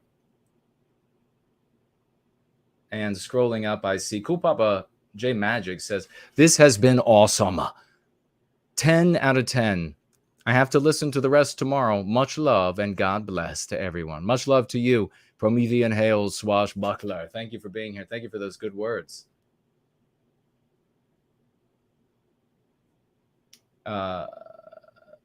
Smoke says, you're right, no white guilt. It's like Oliver. Please, sir, can I have some more? That's exactly what it is. That's how all these females would like their males to be. Please, sir. And they would probably like to be called sir. Please, sir. May I have some more? The great Fornall is with us. It's what they might say they want, but it's really not what they want, because that's why they're so miserable. Well, precisely. It is absolutely not what they want in their genetics, in their being. This is what anti-whiteism has convinced them that they should be and they should want. And they go through their lives vacuous and hollow and miserable and STD and bacteria ridden for their whole lives, because they pursue these sorts of courses and they can never find happiness. They can never find the thing that is really going to satisfy their deepest needs and their deepest, spiritual, psychic needs. And as a consequence, it's just total misery. And then they're going to end up, the vast majority are either going to not have any children in their old age, getting abused and probably raped in old folks' homes, or they'll have children who hate them because they bitch slapped and dominated their father the whole childhood. I mean, how nice does that sound to grow up in an environment like that with just this harridan at the helm? That's pretty good. That's actually good. We should remember that. The harridan at the helm. Just this, this awful shrew of a female who is in total charge of the house, and therefore her emotional whims and her irrational emoting that she thinks is thinking ends up dominating decisions and outcomes. But you can see how it begins here and how it ends up affecting both females and males.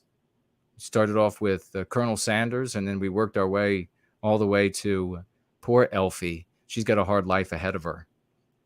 0022 says, great stream. Franklin says, it seems that most women are predators. Yeah. I would agree with that. It's a good point. Absolutely. Well, did you have anything else to say, dear Kate, before we let you go, either about any? I remember when we were first talking about this, Elfie, it was insane. The kind of things that Kate was coming across on these tweets and she was reading to me, and I was like, wow, this is like the quintessential average female. This is like the quintessential typical female. Yeah, it totally is. I mean, the Twitter account itself is funny to read, and like you said in the beginning, please don't go harass these people or leave mean tweets or whatever. But definitely, if you get a minute, read through it, because it's really interesting and it's funny. It's a really good window into human psychology, and it's a great look at why relations between men and women are the way they are right now. So, you can look at a Kin Galaxy over there, and then some of these other accounts that we featured, and you get a really good feel for why we are at the position that we're at. So, and no, sir, I don't have anything else to say. Well, thank you so much. Then this was a lot of fun. And folks, if you have any suggestions for how we can make this Twitter Tantrums with Kate more entertaining, more fun, funnier, whatever it might be, let me know. Put it in the thread of this video. I'm not going to go just yet, but I just wanted to let you know. Put it in the thread of this video, not in the live chat, because I won't end up seeing it then. But looking for your tips, your thoughts, criticisms, ways to improve, make it a little bit more fun for everybody. But this was a lot of fun, and glad you came on tonight, Kate. Thank you. It was so much fun. Thank you for having me. All right, we'll let you go now, and we'll talk later, okay? Okay, have a good rest of your show.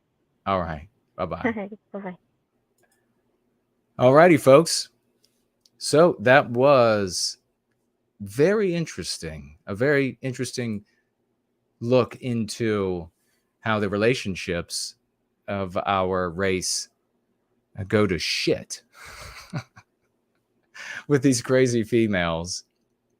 Men on this app need to learn to be more loving and compassionate to crazy bitches, to crazy, selfish, self-centered bitches like me. That's what they need to do. Oh boy. Some of these are just really that men should learn how to handle women's mood swings rather than just calling them crazy. Right before she typed that, that's what happened to her. Probably after a good long cry. Probably dad said, "You're acting crazy." And so she stormed off. Then he probably went out and bought her something to make up for it. I'd buy her something, all right. something that hurts. All right. So what I wanted to do is I said that I wanted to give an opportunity on Friday if anybody wanted to call in about this divorce that we had with the namers. Just want to give an opportunity. If nobody wants to call in today, I mean, we'll have calls on Sunday as well. But also, if there are any questions about that, you want to type in to the live chat or the question widget, you could do that now as well. But otherwise, we'll be wrapping things up for tonight. What is this? Somebody saying it takes balls. I don't know what to say what I'm saying. Thank you, if that's what you're saying. The flag, of course, the Jason drinking coffee flag is up. What were you all saying? There's Cindy Ben. And look at that. Kate's already back into the live chat. Azimuth Clark is with us. Stephanie Love, Truth is Paramount. Lacey LaCroix, hello, and Dawn, Santa Claus, and Eddie. Al is here. Mentioned the great Jerome saying Jason is awesome. Making sure I didn't miss anything. Vox is here. Archaeology, is that what that was? Is here.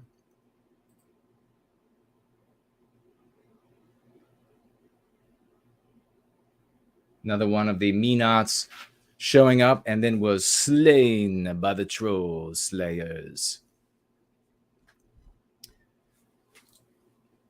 I will tell you all, after, and I said this the other day as well, after just these intellectually dishonest, lying, misrepresenting, extremely low IQ'd, inability to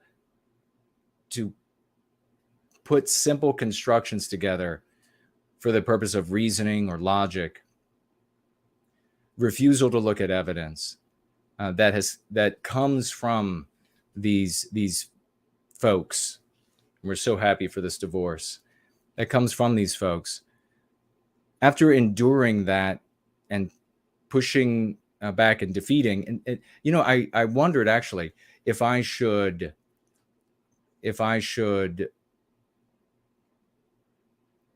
were a different person, it would be a bit of an ego trip to take on hundreds of human beings and defeat them all mentally with argumentation. But I feel bad for a lot of these people because some of them are good people. We've brought many good people out of that mindset. Maybe we've gotten them all. I don't know. But some of them are bound to be good people, and they've just nurtured this fanaticism, this obsession to the point where they're just nothing but emotion. And others are where they are because of their intellectual inabilities, their intellectual incapacities. So they simply can't put complex ideas together in their heads. So even making it very simple is a struggle. And I feel bad. I mean, it's like anybody who's crippled in some way. So I feel bad for them. But my recommendation to everyone at this point, because we've won all of the arguments over and over with these folks, there's no contention. There is no debate. It's resolved on every point. They've been nothing but disingenuous. I've had more arguments attributed to me, more positions attributed to me, more straw man arguments attributed to me than I ever thought could be. I mean, that's the sign of intellectual defeat for these folks. When they have to invent arguments to knock down, and even they're inventing arguments to knock down, and they even do a poor job of knocking those down of their own creation. But you're dealing with folks that are largely unwell And so there's no use in carrying on endless debate. If someone shows up and they make an argument or they make a case, if you want to make a case back to see if they're intellectually honest, to see if there's somebody who can listen to reason, make a case back. But if they retort, if their rejoinder is intellectually dishonest, ignores what you said, changes the subject, immediately attacks the, poisons the well, or ad hominem attack, or whatever it is, just ban, just block. They rely on the back and forth for their low level entertainment. And so just ban and block them. And then we're just moving on. We're just moving on to clearer skies. We're like the,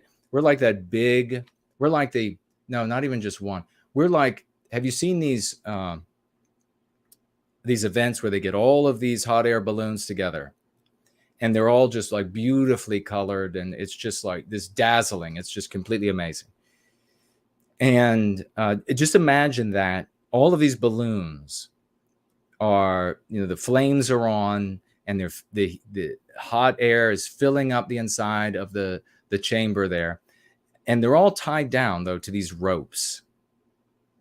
And they can't get any higher than the ropes will allow them. The ropes are keeping them tethered down. That's what these people are to us. They want to keep you tethered to something that is self-destructive, something that is immoral, something that our people will never heed for a moment, all the way until their white erasure. They won't heed that sort of garbage. So you just got to sever those ropes, and then the sky is ours. Imagine all of those balloons being released, cutting the ropes all at the same time, and then filling the sky, great big blue sky, with all of these different multicolored balloons and those jets of fire leaping up inside of the chamber. It's a beautiful sight. That's like us taking off for better vistas, for new horizons. So that's what I recommend. No, don't allow yourself to just continue to be poisoned by these folks. If you want to allow, like if you have a follower and they essentially, they're following you and it counts as a follower and they're not really saying totally horrible things, just ignore them if you have the maturity level to be able to do that. But if not, and you don't care if you keep them as a number of a follower on your account, then just ban them. There's no use in carrying on the conversation. They cannot hear. They're going to be like that guy in the video. They're going to be like that guy in the video who I just saw right before going live is Sig Heiling in the airport. Oh, come on. That's going nowhere. And this business about Fuentes and Ye going to, it's a very strange thing, going to Trump with this horrific insult, and Fuentes was a part of that, this horrific insult of "be my running mate." That's not a joke. That wasn't a joke. He didn't say that as a haha, be my running mate and drop it. No, he flew there to say, "be my running mate." What an absolute grievous insult. So associating Trump with all of the sort of name them and all of the other things that Fuentes has said to guarantee his loss effectively. Cut the rope, baby. Cut the ropes. Leave these people down there on the tundra in the deserts where they will wallow in their misery until they either get better and walk out of the desert on their own, or they decide to languish there until the very end. Colin says, on male-female relations, what has clued me into the proper way to do things is the Bible, specifically and easily as the Genesis story of Adam and Eve. Well, thank you very much for sharing sharing your thoughts there.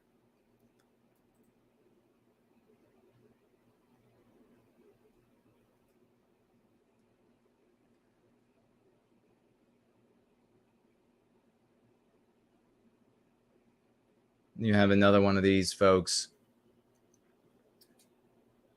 It's just it's totally disingenuous, one after the other. You look at these arguments from these people, and it's all disingenuous. I want to invite all of them, all of the name them folks, to head on out. You've told us now, right? You've told me. You've shown up, and you've made your cases, and so there are many other ears out there in the world that need to hear you do the name them thing. So I suggest immediately going to your employer if you have one. I had one of these name them folks essentially say to me, "Oh, I got you. I don't have an employer." Okay. Yes, that's right. Can't get work when you are one of these folks. Head to your employer, head to your neighbors, and tell all of them. Tell your employer, tell your neighbors. If you have children, go to the school, tell their principal. You have county government, wait till they have a meeting. Make sure you get out there and tell all of them, because you've told us. There's no reason to stick here any longer.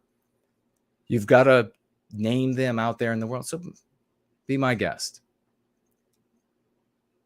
There's a great Nancy Drew. Great to see you, sister.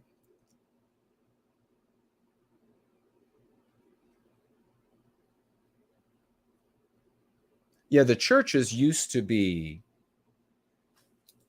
I say used to be, I mean, even in my lifetime, when I was very young at church.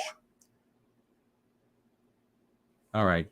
We're going to have a call from Slaughtz when he gets his audio fixed, looks like. They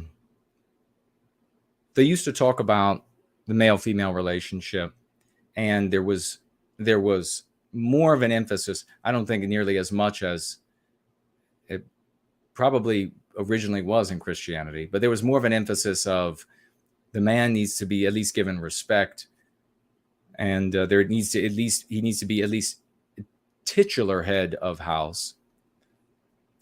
But the way they were kind of, even all the way back then, they were kind of placating women by saying, "Oh yeah, but you both are submissive bitches to God. You're both submissive, so honey, don't get bent out of shape. He's a submissive bitch, and you're a submissive bitch. So don't."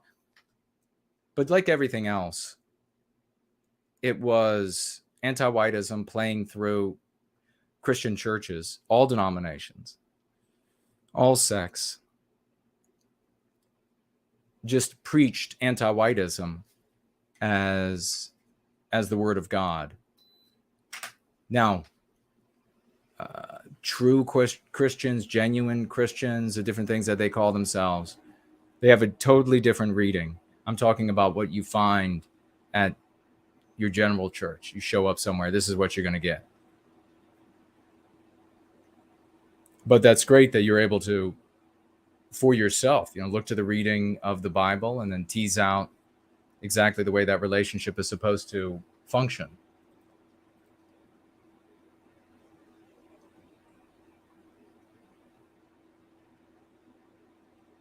Fernald pointing out to Lacey here, and I don't know what the conversation is. I just saw this thing of APAC up on the screen.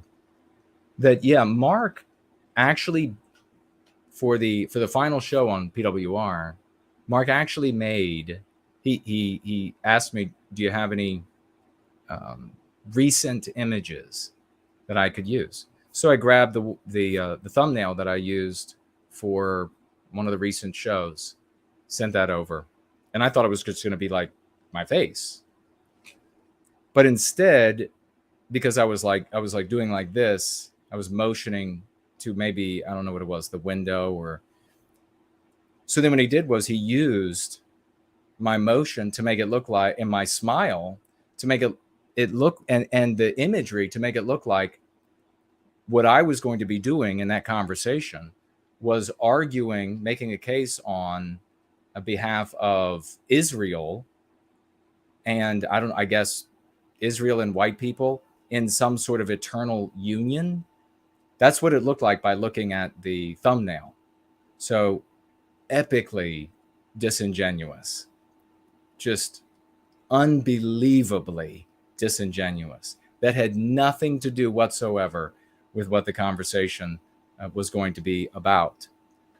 And so I was shocked, to say the least, when suddenly that appeared. He gabbed that, and I was like, oh, okay. I see.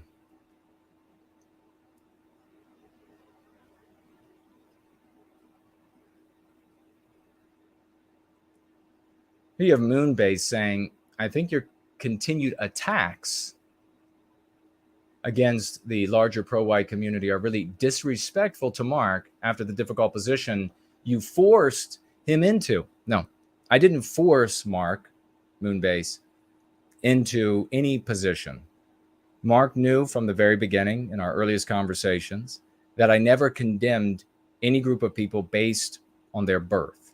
I only condemned people on the basis of whether or not they were anti-white, their thoughts and their actions.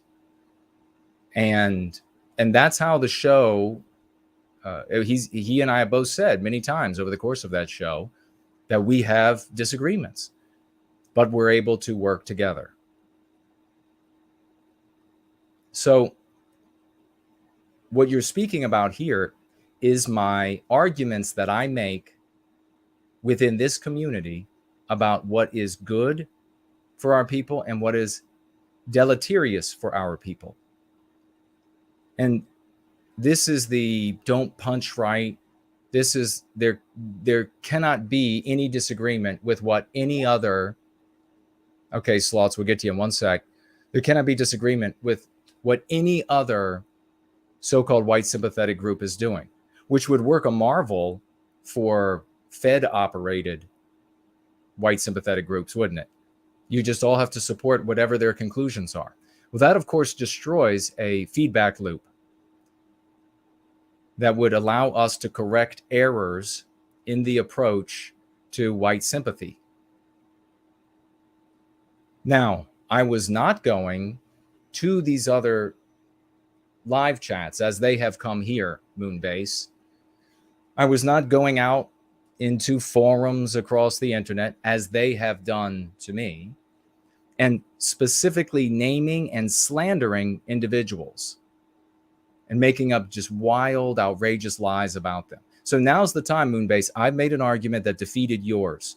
If you are going to be a decent person, now you have to say, like, touche, point made.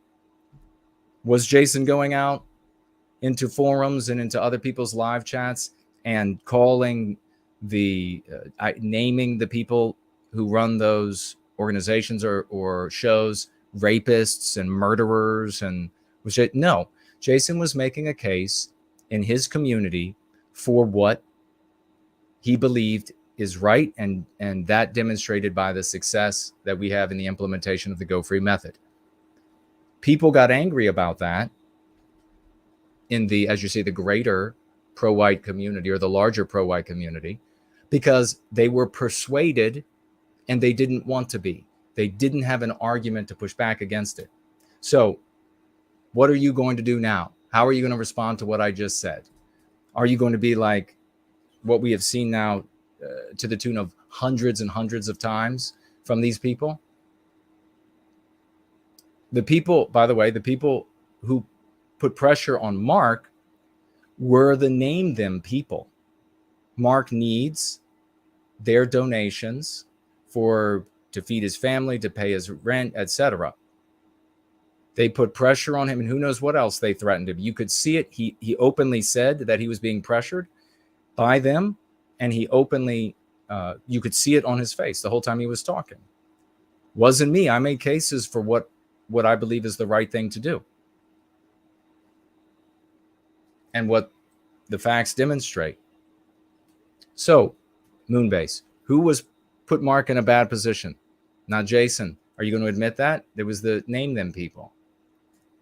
What did Jason do? He made cases to his community, as it should be. There should be a you should be able, you shouldn't be condemned, I should say, for making cases to your own community.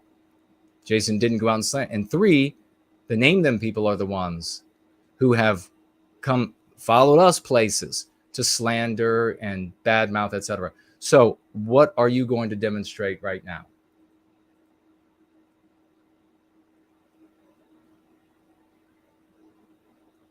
Morb says, hope you had a happy Thanksgiving. I did. It was great. Thank you, brother. Says Destiny sucks. Is it a content creator? Destiny? Is that what you're talking about?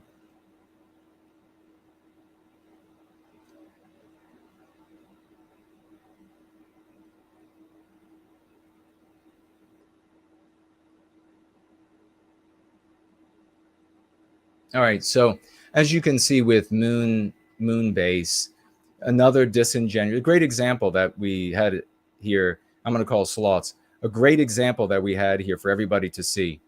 I made a very simple case. I made a very simple, obvious case. I spelled it out slowly and clearly.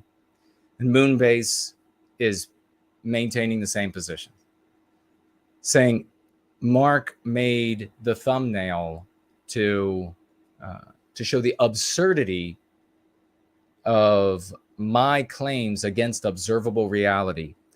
That is such nonsensical, retardus garbage. No thought is in that. There is no explanation for that statement. Oh my God. To show the absurdity. What are you even talking about? That has nothing to do with what actually happened. Are you drunk? Maybe you're just drunk.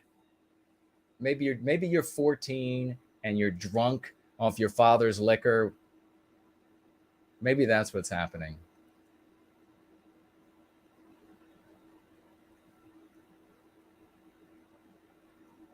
To show the absurdity of my position of the Ye's law, naming them ruins you. I think that's evident. I think that's evident everywhere. And that's one of the reasons why these folks, they really don't like it.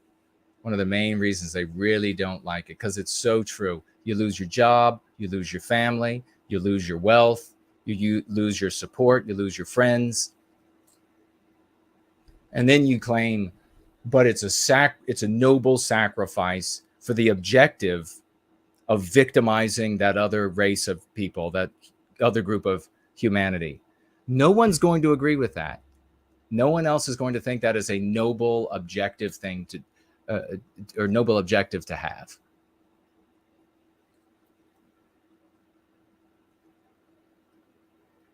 White Student Transmission is here. Great to see you, brother. Moore was talking about the debate, the content creator.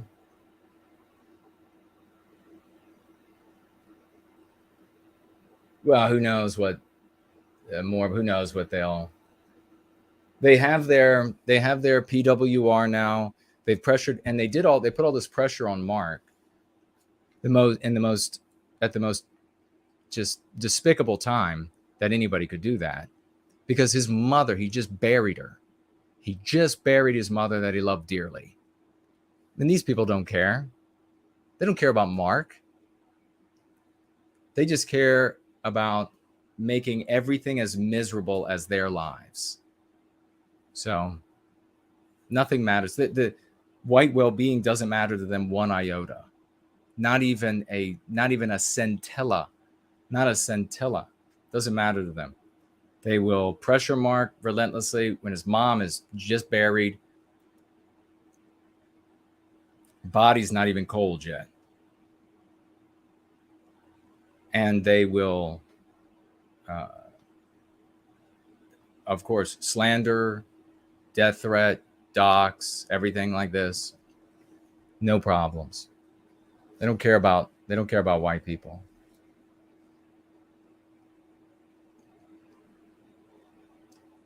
Morb says, we need you. Really, I'm thankful for your efforts and courage. Some of us don't have a voice. Well, I appreciate that. Thank you very much. My student transmission, first off, I hate to see infighting amongst those in our community, but I commend the professional way you both are handling the situation. Both sides are competing. We will see who wins.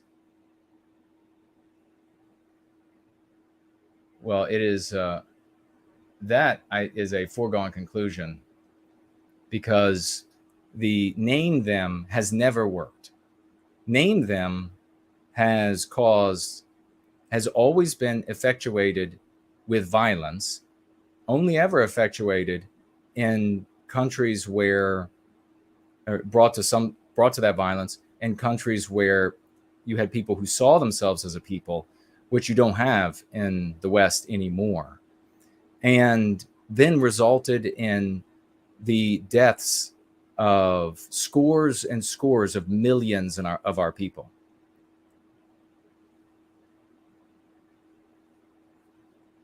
So it just doesn't work. That's a reality. All right, we are going to call Slaughtz right now.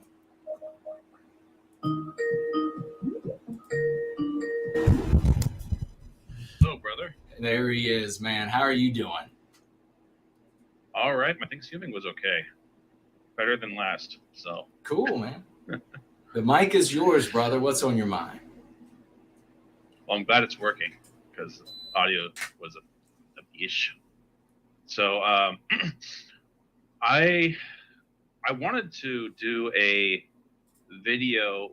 Don't hold me to this, because I don't know if I'll have the time, but I wanted to do a video just doing a react to the stream you had with Mark, because cool. I think it's a pretty big, cutting off point from the white positive community to the white negative sympathetic community. So but there's a point in there, just some points that the main ones I wanted to bring up was the criticism you received for not answering the question that Mark had posed about it doesn't matter what degree of negativity you have in your speech or behavior, because anti-whites are going to persecute you anyway. Right. I think you answered it on a principled level, but you didn't connect the dots for the audience. Okay. They had to do that themselves. Right. So you had, so there were several steps of logic, like going from the increased support from our people translating to a reduced harm for the people who are advocating for us. Right. So that's just kind of a, something I noticed during the stream. Let us know if you end up making a video about that. Yeah, I'll share that around. Yeah, because this idea that every firing is like every other firing, and every ostracization from your family is like every other ostracization from it's perfectly nonsense. If you were ostracized from your family or fired from a job because let's just make it like this, something completely different. But you're fired from your job or kicked out of your family because you are for preserving redwood trees, or you're fired from your job or kicked out of your family because you are for pedophilia. Those are two radically different things. To say that, you're going to get fired anyhow, so you might as well be a pedophile, is beyond just. I would say that it's lacking intelligence, but I mean it's either lacking intelligence or it's consciously being deceptive. But yeah, go whatever you were going to say next. If you make the video, let me know and we'll share it around, brother. Yeah. So another thing I noticed during this stream, is it came up when you were talking about the harm that Mark might have received financially, but Mark is still relying on the white positive community giving our support to him. Mm-hmm. So what does that say about the white negatives when, you know, the white positive community is still going to support him, but they're the ones who would not. So yeah, great point. That's just yes. despicable. That's actually a really good point. I hadn't thought about that. Yeah, that white positive people are going to still see the good that Mark can do and still support that, but it's the white negatives, the white negative folks who turn their back on him unless he takes this tact. Great point, brother. Yeah, I'm related to the stream.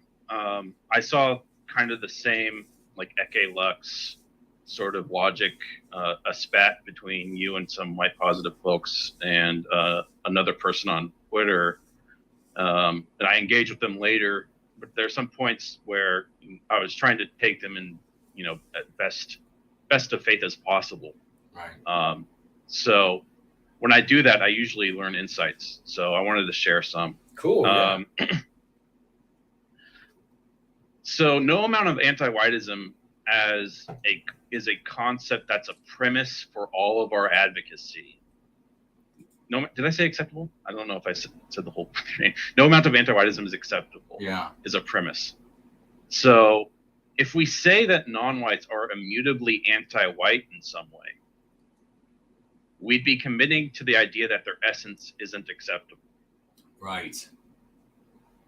We also deny them moral culpability because it denies them agency by saying it's their nature. Right. Yeah, that's another great point. That's another great insight. And this denial of agency, what it evokes or provokes in our people is a coddle or destroy response. It's not, that's the only two options we have, is either to coddle the person like they're a pet, you know, like they're an animal, or destroy them because they're dangerous. Brilliantly put. So those who do that, they either want to destroy them or they want to deny the premise that no amount of anti-whiteism is acceptable. Those are great. That's really great points. Magnificent insight. Wow. And that's all I had. And you're seeing this going through these conversations too. What do you see? Well, you say that's all you had. That was like, those were some gigantic things. And it's, you know, what's funny, Slaughtz, is that all the bright folks here, as you said those things, we were all like, yeah, that's like extremely important. That's like mountain moving kind of importance, insight. And all of the lesser capable folks were like, what did he say? That's nothing. Just go back to. Well, that's using our language a lot. Yeah. It's using our lexicon. Yeah. Well, that's fantastic. What did you think, before I let you go, about this sort of repetitive, vicious, blinkered, dim-witted, obstinate argumentation? Or you can't even call it. It really was like tantrums, like we were talking about in the show earlier, that these folks were having. And what do you think about my suggestion of, if you think there's somebody in front of you that might be able to follow an argument and that they might be intellectually honest with you, give them like one shot. And then if they come back ignoring it, or they come back like we had with a video that I reviewed, where the guy is making his counterpoint is telling me about all of these anti-white jaywalkers, when that immediately demonstrates to me that he has no understanding whatsoever of the point that I was making, because I wasn't saying there weren't anti-white jaywalkers. So what do you think about that? Just give them like an opportunity, like one opportunity, and then just ban their asses, because it's just cancer. Well, I'll tell you what I do when I see white negative in like the chat, before the mods ban them. If I see anything white negative, I just block them immediately, because when it comes to your stream, I'm not here to argue with people. Right. I'm here to enrich myself. Right. So, but when it comes to advocacy out in the wild, generally, I will give them one chance if they, there's a lot of people on the internet. So if someone's being obstinate and hey, this is going to take, going back and forth 50 times before anything can be understood, right, then either you're going to be doing it for your own enrichment, which I did, with the Twitter thing, right, or you're going to be wasting your time. Right. So it's better to just move on. Yeah, that's my position. Just because it's the same way, like we've talked about forever in the go for it. It's a little different here because there's like a little bit more of a, God, I wish I could bring you, brother. I wish I could bring you along. I wish I could make you see that you're ruining your life, that you're not going to be able to have a family, that everything you're doing is actually harming our people because it makes it harder on me to engender this new moral imperative in the body of our people when they see me and they think I'm you. I wish I could bring you along, brother. So there's a little bit of a difference there than with just like a typical anti-white. But the admonition, or I guess the lesson we need to take is the same. That if the person you're talking to is just adamantly, and ultimately what these named them people are is anti-white, because the outcome, the consequence of what they're doing is anti-white. Remember, it's just, they use the pretext of helping white people. They can't articulate how it helps white people, their advocacy of what they're doing. I think we just, you ascertain quickly, are you going to be able to follow reason, logic, and evidence? And if not, thank you. I'm going to move away from you and to somebody who can. I'm going to tell you what, folks, we have, and I want the Slaughtz and those of his intellect speaking, using the white well-being go-free method to the millions of ordinary, working, law-abiding, tax-paying MAGA supporters out there that love Donald Trump. We need to be swashbuckling our asses off. Swash from dawn, till dusk and all through the night, 7 days a week, so that we can reach those good people. We just simply can't. And we're going to have different hurdles with them. And we'll discover what more of those are as we move on, and we'll develop the most efficient ways to handle their sort of objections. But, in those cases, you're dealing with people that otherwise are seeking to be moral and in line with the majority of moral thought. With these folks, we just don't have the time to waste on somebody who's going to just keep coming back with the same sort of lying accusations, the same sort of baseless arguments, the same sort of cobble. So I'll tell you that these arguments, these strawman arguments that have been made for me are totally endless. I just had, so now I don't even read them anymore. As soon as I see it, it's just like gone. One of the last ones I looked at was a guy who was concern trolling, and which is another tactic to undermine. And he said, you're really destroying all the work you have done, and just all this sort of garbage. And then he said, your argument that, and then it had to be malice aforethought, because I've never even remotely made anything close to this. It's potential that he's just maybe this midget-witted that it ended up like this. But he claimed that I had been arguing and that this was like the crux of this whole thing, just like this person in the live chat talking about how the APAC was the crux of, showing the absurdity of my position that they're giving me. That saying that we shouldn't judge people or condemn people on the basis of their birth is going to cause our victimizers to want to reciprocate and then not judge us on the basis of our birth. Not only nowhere have I ever said that, but I have said, it's exactly, you're laughing. I have said the opposite thousands of times in my life, that anti-whites never reciprocate. And I criticize the conservatives and patriot crowd for doing that exact sort of thing. If we're nice to them, they'll be nice to us. So this is the sort of argument. No, it's about our people. Yeah. It's about bringing our people in, not about what anti-whites want. It's about what our people see. Precisely. It's so disingenuous. This is the kind of thing. I'm glad to have you on the phone. Thank you for calling in. And you're always welcome, brother. You're one of our best. But this is the thing that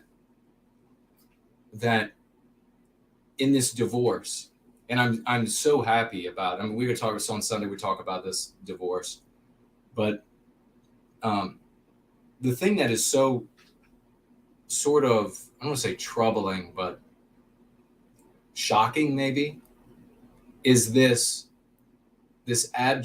squalid, abject desire to destroy everything that serves white well-being that isn't hatred of another group of human beings.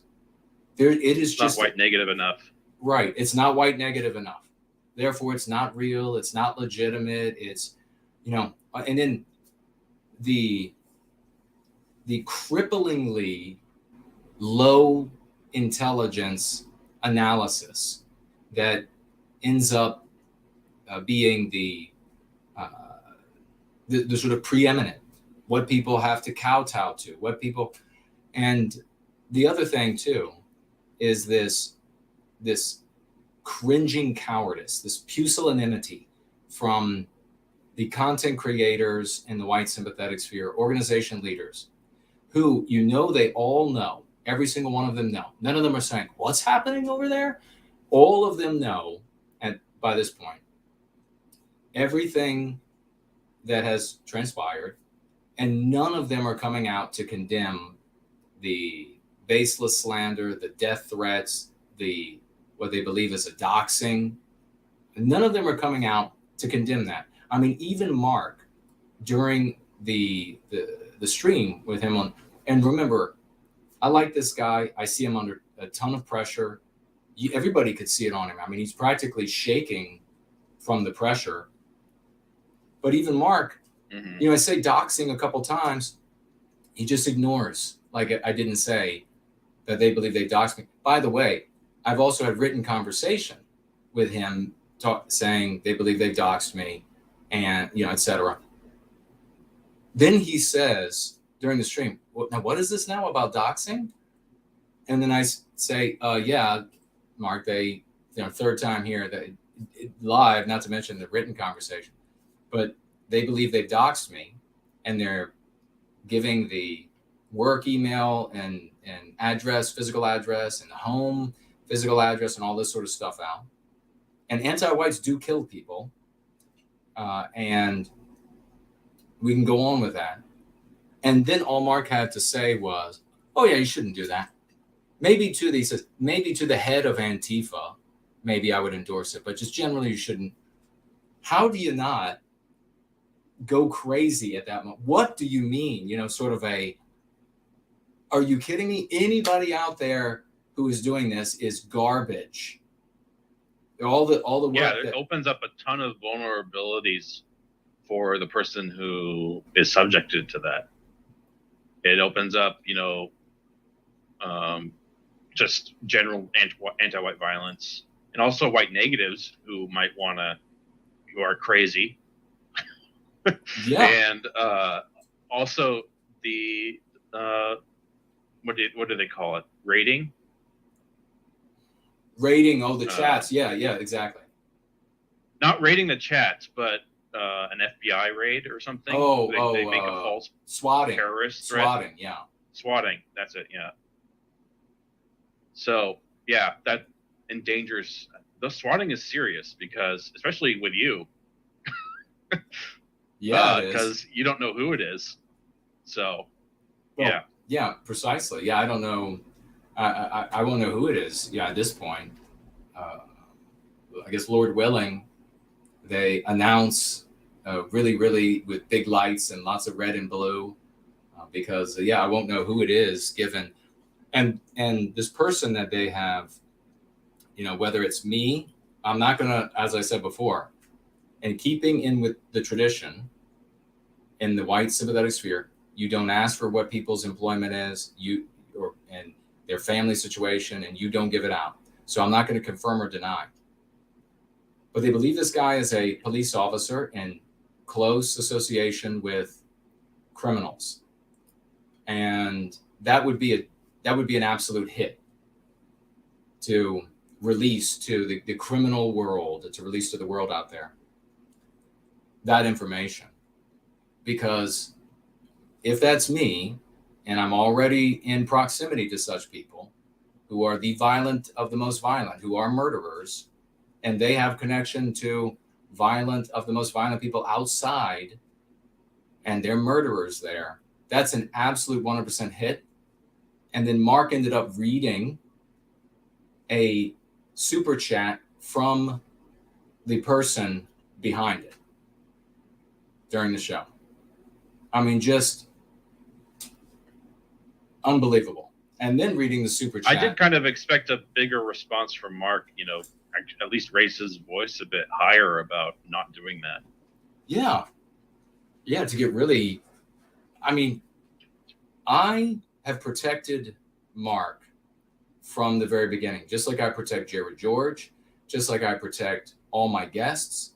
I don't let people come into the live chat or the thread below. I take care of it later and make salacious lies, baseless lies, slandering their character and everything.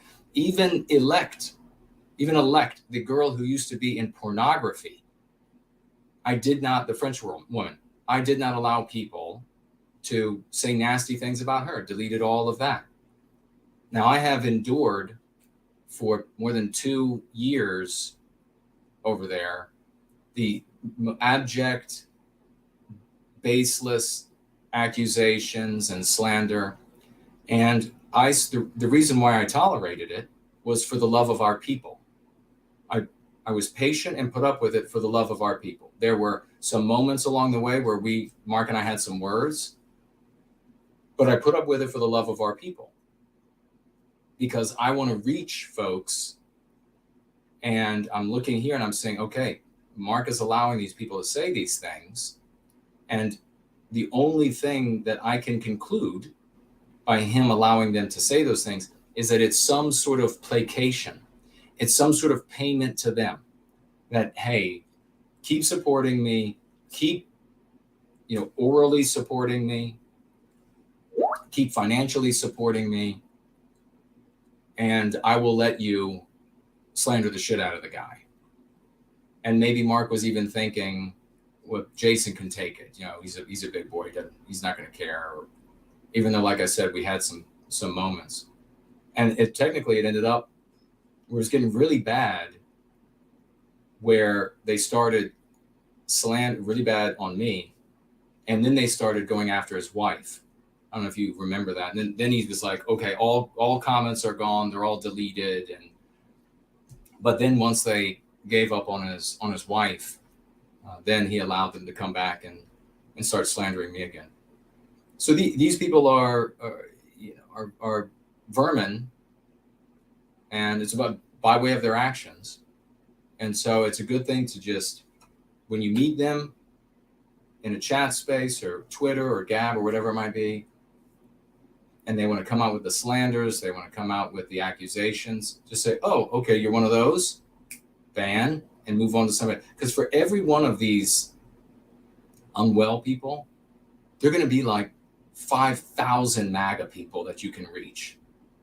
So that's right. Go ahead. I didn't want to stop you. No, I just said that's right. I was just, So yeah, that's what I'm happy about. And I hope Mark can get to a place where he isn't. I thought you meant Mark dies for a second. No. Call it. I hope he can get to a place where he isn't so dependent and so pressured and manipulated, therefore, by these people. I hope he can get to a place, because this is It's not going to be good for him. His content will have to reflect their wishes. And I pointed out the difference, between the name them strategy and the talks about them. We're not, I don't participate in the talks about them and make a thing out of another group of people. But I drew the distinction of for who I was actually criticizing. There's a big difference because like I can and did read Dr. Kevin McDonald's book and have listened to him speak many times in person. So I will indulge professional research. The information can be valuable for many reasons, but this other tier of thing is completely different. And if you notice that I spelled that out very clearly at the beginning, and then Mark just immediately said, I fundamentally disagree with everything you said. And we know he's not one of those. If he was one of those name them people, the whole show would be that, So it's simply not. Nor is the PA website, which I pointed out several times. But it's the way that these people should be treated. If they're being violent towards, if you're encountering them and they're being violent or just violently stupid, which I've encountered before. Yeah. It's like it's stupidity on the scale of it feels violent, like against you, like you're insulting my intelligence. You should just block and go away. Yes. Make sure you make great distance from them because you're feeding the troll. And at that point, after that point, the only way they're going to be reined in is by communal rejection. Right. And there's a lot of good people, white sympathetic people who just don't know about white positivity. They don't know what it means. They don't understand how it works. And they protect these people that are being unhinged. And it's the only way we're going to get to them is through the people surrounding them. Yeah. So, absolutely right. Well, brother, what was that? Something else? Yeah, I think I had mentioned before that one of the ways to get to those surrounding them is to be more explicit about the white positivity being about our people. Right. And that, non-whites they can be white sympathetic, but they can't be white positive because the perspective, the biospirit's just not there. Right. For them to have that. And if there was more mention of that, I think there would have been more of an uproar from the white sympathetics that are good people against the white negatives that were attacking you. I don't know if it would be enough. So I don't have a good judgment on, how deep it goes in that regard. Yeah. So I think you're right. And we need more information, but of course we're going to see with time what ends up happening. But it's this push, and it's been started. It was my fear as soon as Kanye West had made these comments that were, as I said, just totally based in him wanting to be with his children and have control over his children. And then probably right below that, be with his wife and not have his wife going out and having sex with a bunch of other men. And he's always been surrounded by these people who are agents and heads of media and entertainment. They've always been there. They're the reason he became a multi-billionaire. He didn't do that on his own. He would have been, he'd have been working with one of us putting tires on, which I've done for a living. So he just leapt out at them, and now we've seen he's reined it in. He's reeled it back. He's apologized. He's asked them to help him be more of a advocate for the Black race.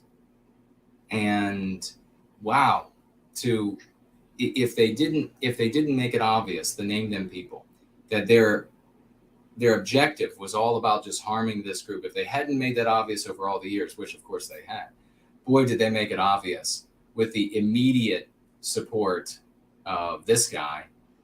So much so, I mean, you could take a self-promoter like Fuentes, who has done nothing but say negative things about jaywalkers, about blacks, and on his show, the most like repulsive things, being white negative, living as the villain in their story, claiming that he's this, and maybe he was, this great big supporter of Donald Trump, but then made the decision, because he is so selfish, made the decision to ride with this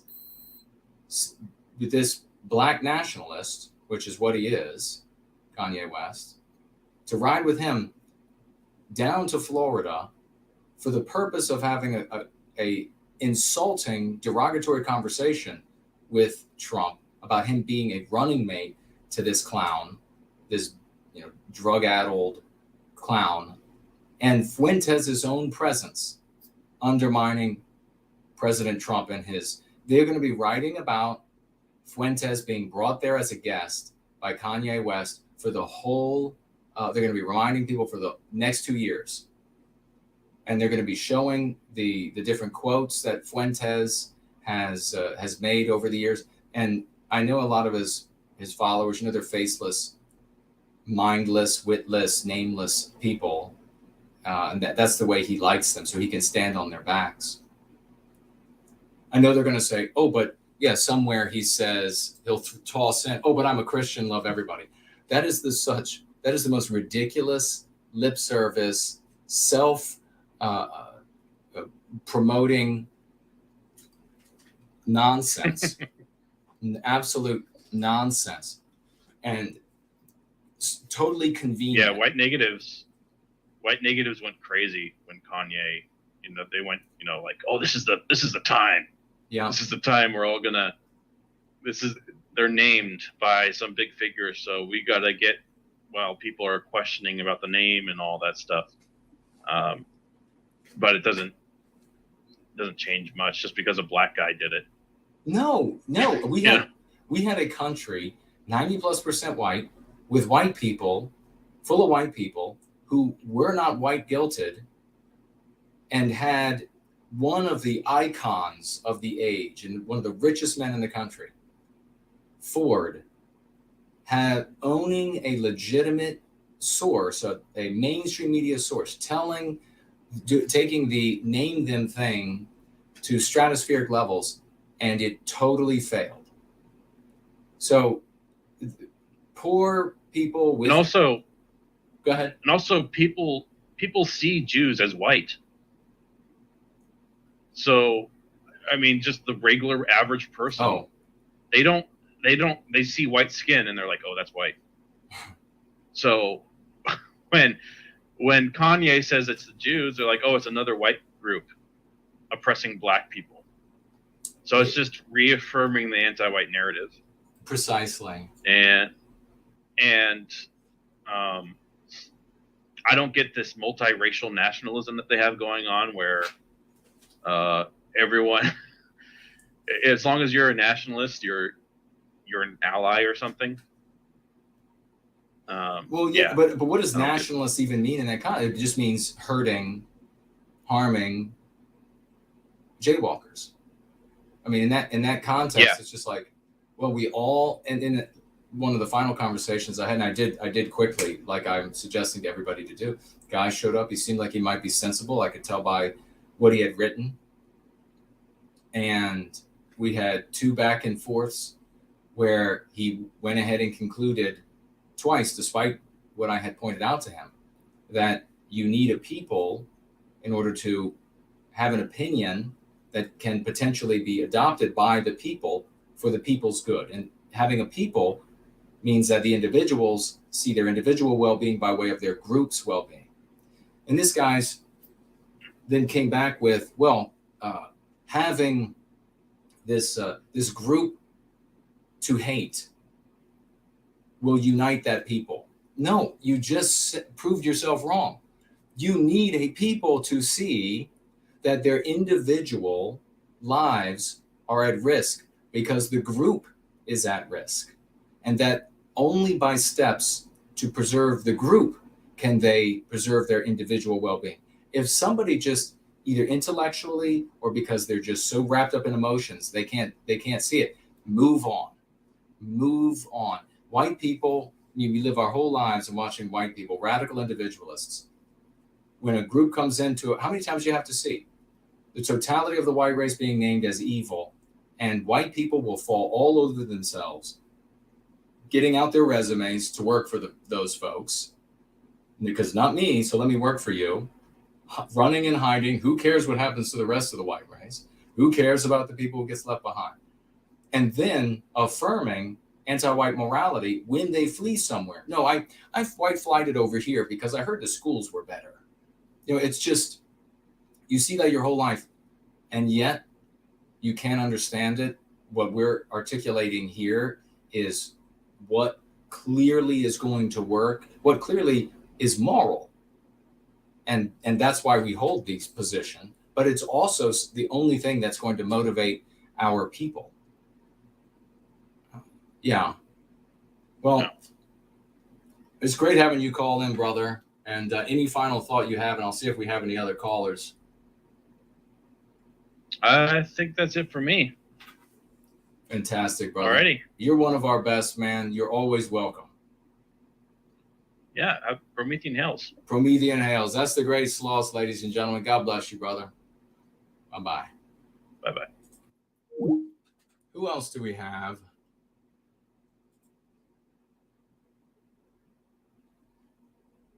All right, this is Colin. Call in. Is that what it's supposed to be? Call in. This is a brand new account. Says, hi, Jason. I've got some holiday stories about anti-white siblings. And if there's time, I've got stuff to share on the proper roles of men and women. Well, I will give you a call. He said, we met before. Came down. Okay. Yeah, it was 2 or 3 years ago. All right. Well, I will give you a call, and we'll talk to you just for a little bit. And if you decide, since I'm not positive about who you are yet, if you decide that you're gonna maybe go off, you're gonna just say something really gross to try to get the channel in some sort of heat with YouTube, just know that I'm able to edit this portion right out. YouTube won't have a problem with it at all. So, but I would like you to be as white positive as possible. So here comes the call.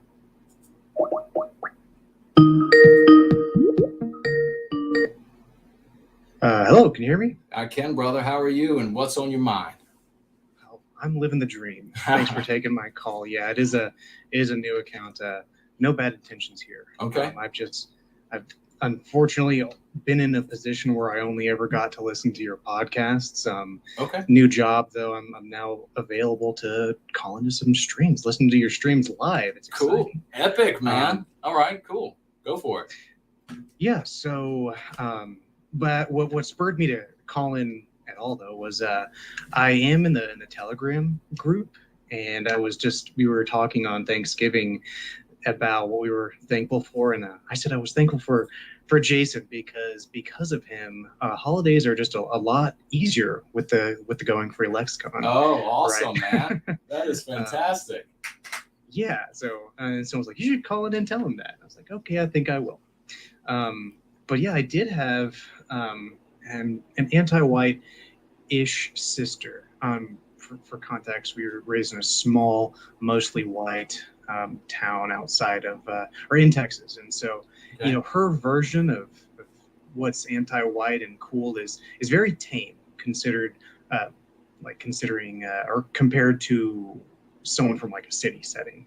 Like Okay. she was just happy to be the Democrat of the family. Okay, I And gotcha. so all right. She thought she knew what leftism was. When she went off to college, she got a shock to her sister and was like, wow, this is really anti-white stuff. Yeah. She didn't know that, but prior to that, getting but yeah, we had met before. You came down to Texas and Christmas party I was at, and I forgot to bring my book to get it signed. I was really disappointed in myself. But coming from Aunt Nat-esque circles, it was always just really scary around family in general, and it was because you didn't know when you would step on someone's pre-programmed landmines that the anti-white narrative sets for these people, right?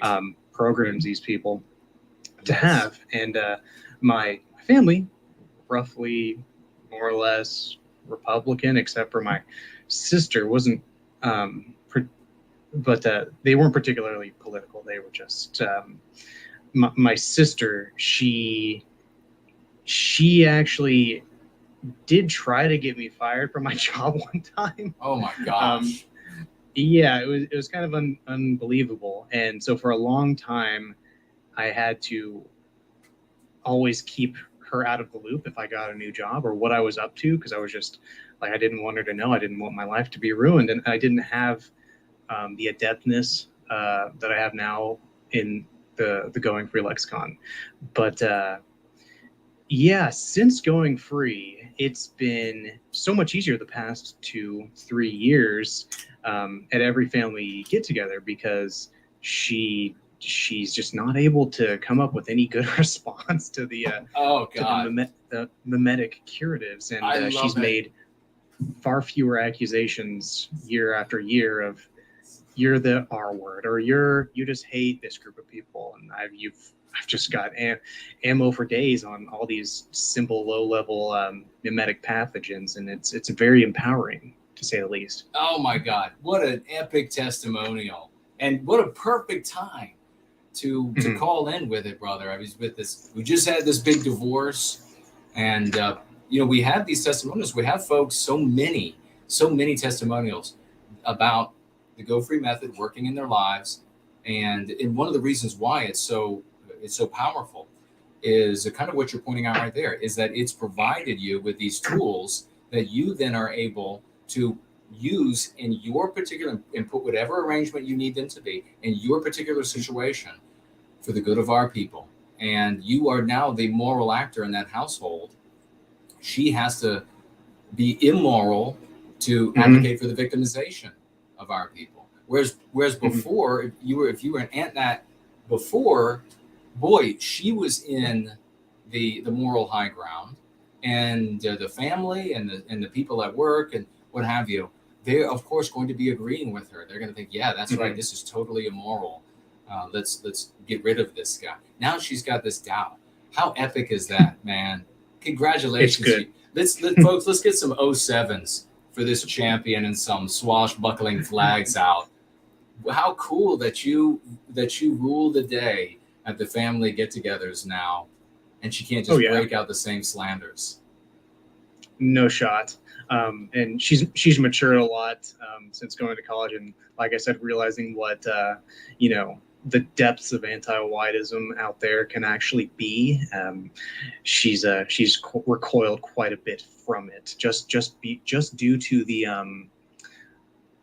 to her being around it now. Yes. And so she came back and was like, wait a second, maybe my older brother wasn't quite so, crazy for being skeptical of all this stuff. And so she's coming around. It's good times. Well, and here's something else. Here's real quick I want to point out. I want you to keep going. Sure. But real quickly, I just want to point out, when our relatives, for example, folks who are friends, whatever they might be, they are they're in an anti-white place to whatever degree it may be.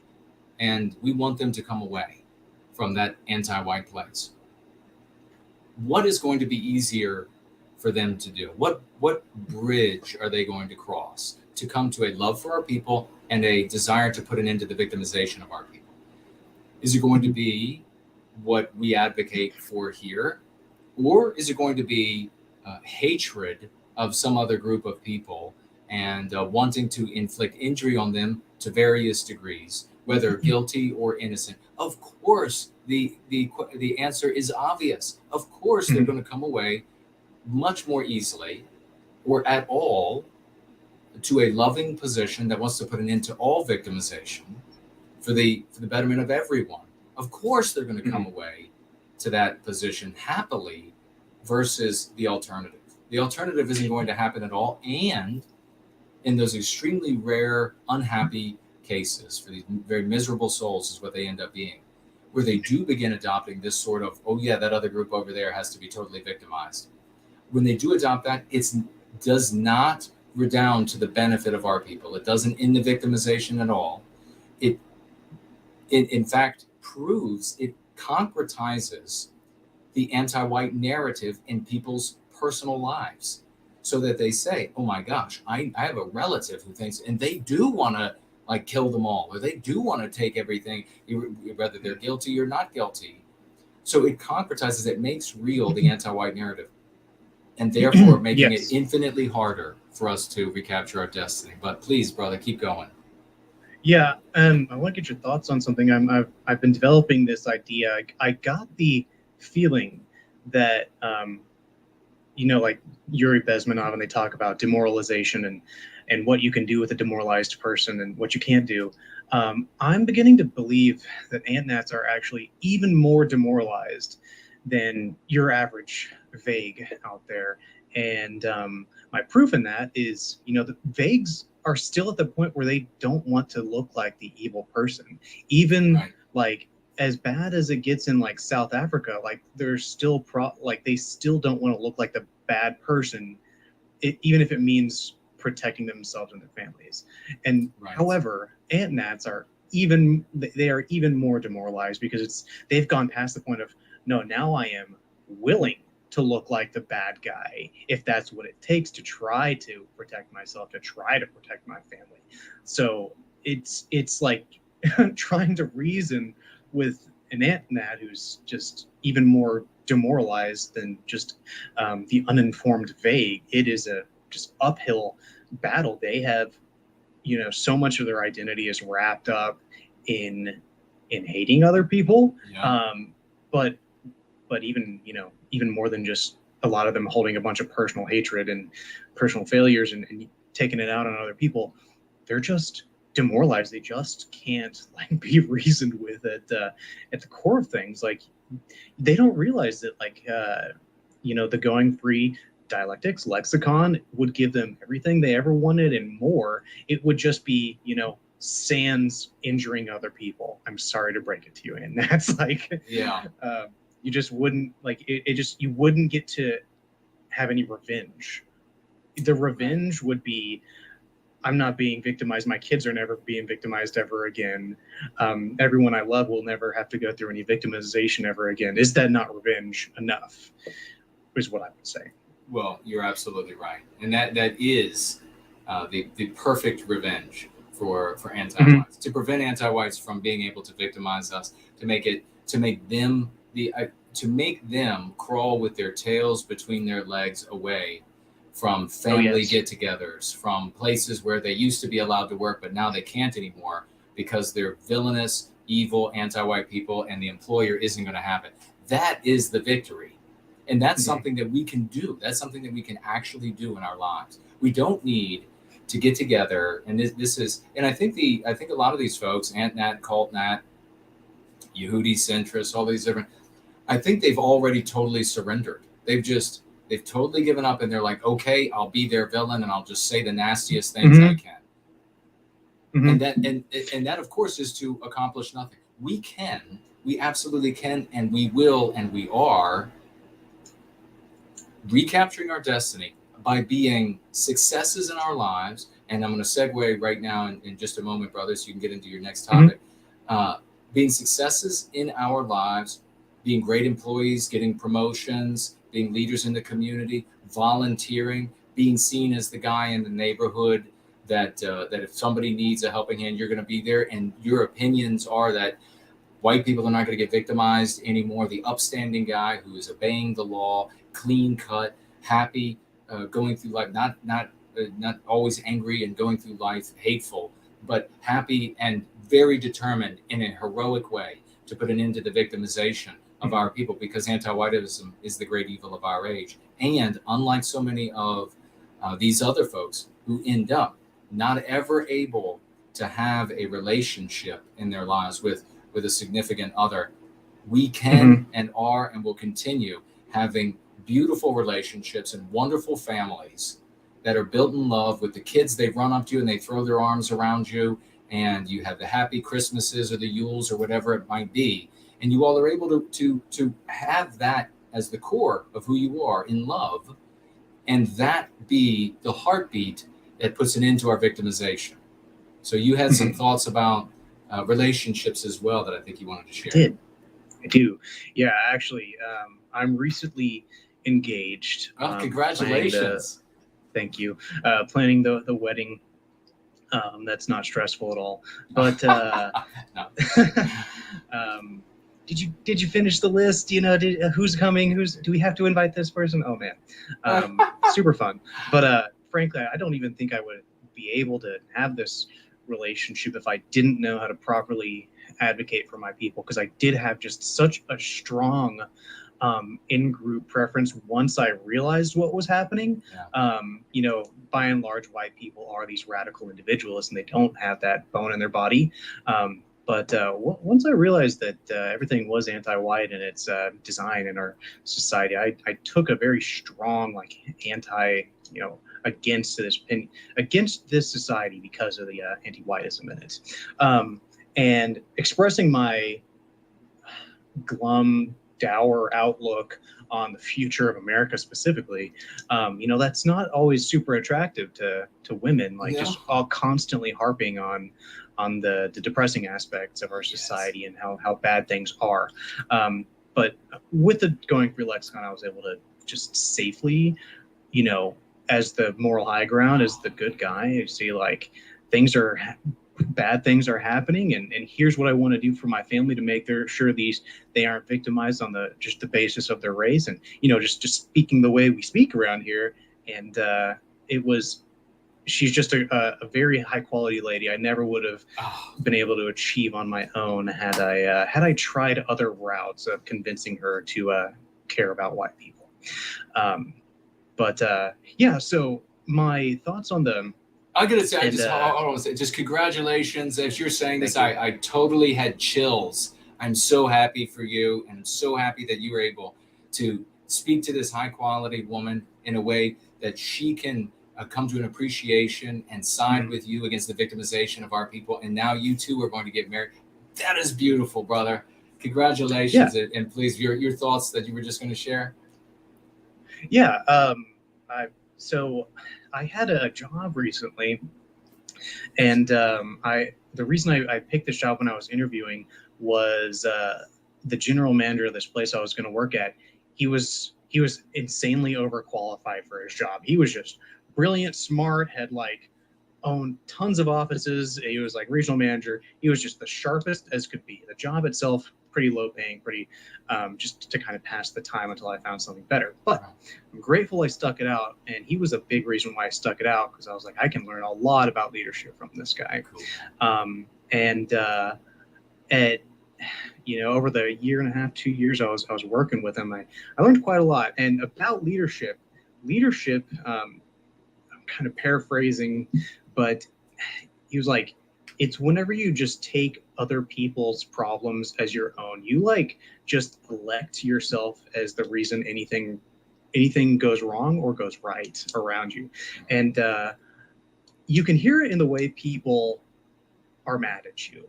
They'll say, you failed here, you did this, you did that. That's them essentially ceding agency over to you. Right. They're saying, I was incapable, I expected you to do better. And so if you can, in the moment, if you can, in the heat of the moment, realize, hey, this person who's mad at me right now over something, in the workplace or at home, they're just wanting me to be better. They're ceding leadership to me because they're mad at me in a way. Right. And so going off of that, I'm Christian. A lot of my views on men and women stem from that. But if there's one thing the devil hates the most, it is the family unit. He hates men and women being together, and I think that's apparent in everything in society is trying to tear women apart from men apart from women. And kind of what I boil it down to, a little phrase I remind myself of is like the worst things in society are what try to tell men that they don't have to lead, and that try to tell women that they can lead themselves. And for men, you can just be lazy. You can just go, play video games. You can work a really easy job and coast, You're like, as men, we don't need a whole bunch. We can live off the dollar menu at McDonald's, right? Like, we can live out in the woods with nothing. Women can't do that. So it's really appealing to us when someone says, take the easy route, that destroys us the most. Women, thinking they can lead themselves is the most detrimental thing for them.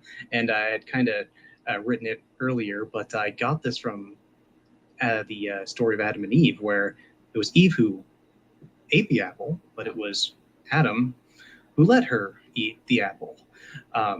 It was essentially man's inaction to step in and lead her away from bad things. Right. That, caused all this.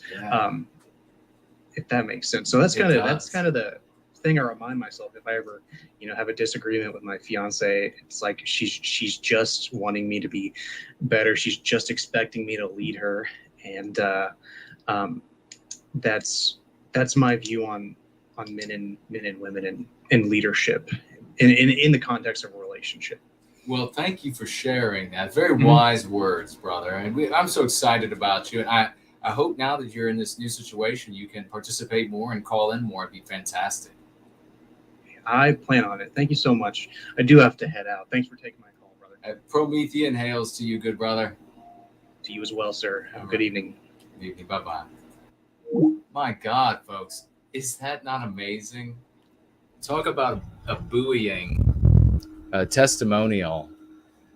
He's in his family, and he's adopted what he believed these were the tools, these were the ideology, this was the way you're supposed to talk and look, that is oppositional to anti-whiteism in our society.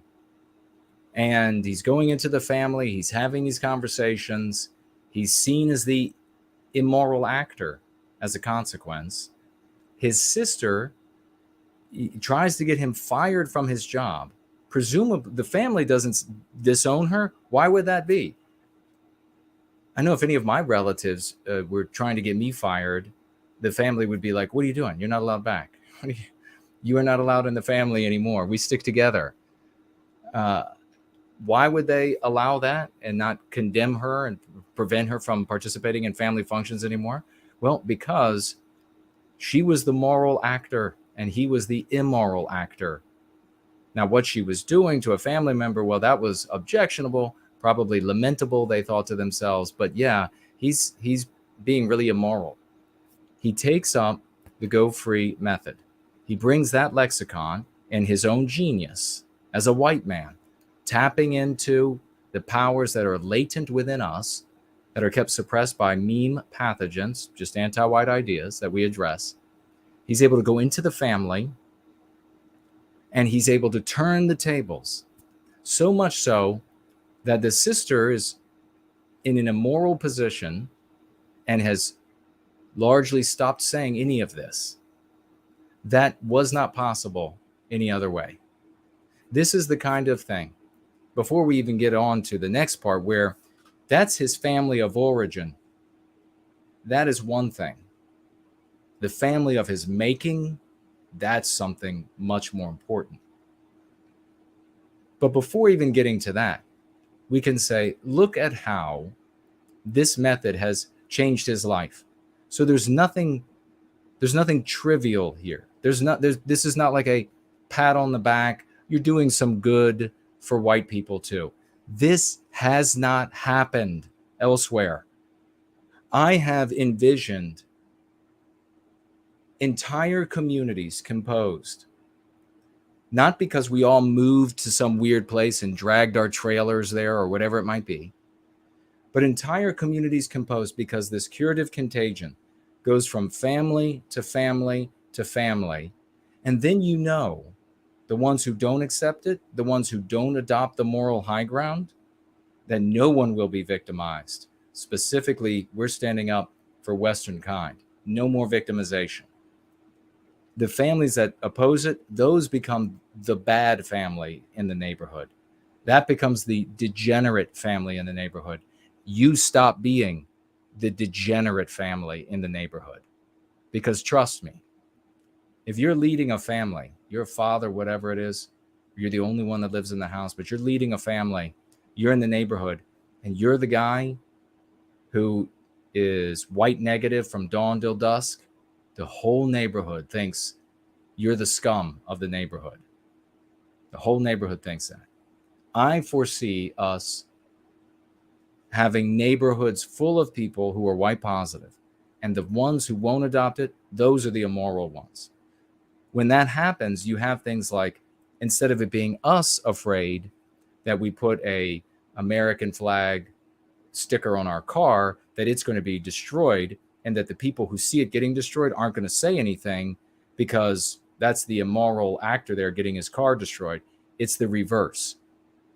That it's the people who are the immoral actors who are out there who get shouted down by the good people when they come across them, who get run out of the good restaurants, who get forced into the bad parts of town, just as a function of the new moral imperative that we convey from one person to the next. So then this gentleman here, this young man calls in, this true hero, the swashbuckler, says definitively that if he had gone to this high quality woman that he's now getting married to as an Aunt Nat, she would have run from him. And of course she would have. No high quality woman is going to want to be with a guy that's white negative all day. It's just not going to happen. They devolve into this, and the couples that stay like that, they devolve into this sort of like having fights and yelling about and blaming all of these others. And then it's nothing but madness. And the children that come out of these homes are in bad shape in almost all cases. Instead, he has the go free method, and he's able to take this high quality woman and bring her over to a love for our people, and to want also, and then does hold the moral position of no more victimizing Western kind. That's epic. Really appreciate this guy calling in and sharing this. And so I have to say to you, everybody, and I see that Kate has a message I'm going to read in just a second. It looks like it's something that maybe everybody should hear.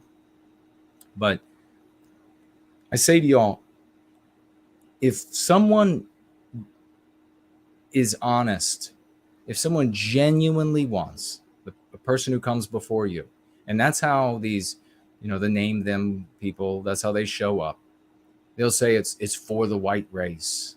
It's for the, it's for Western countries or whatever. If they are honest and that's their genuine objective, then it doesn't take much to prove it.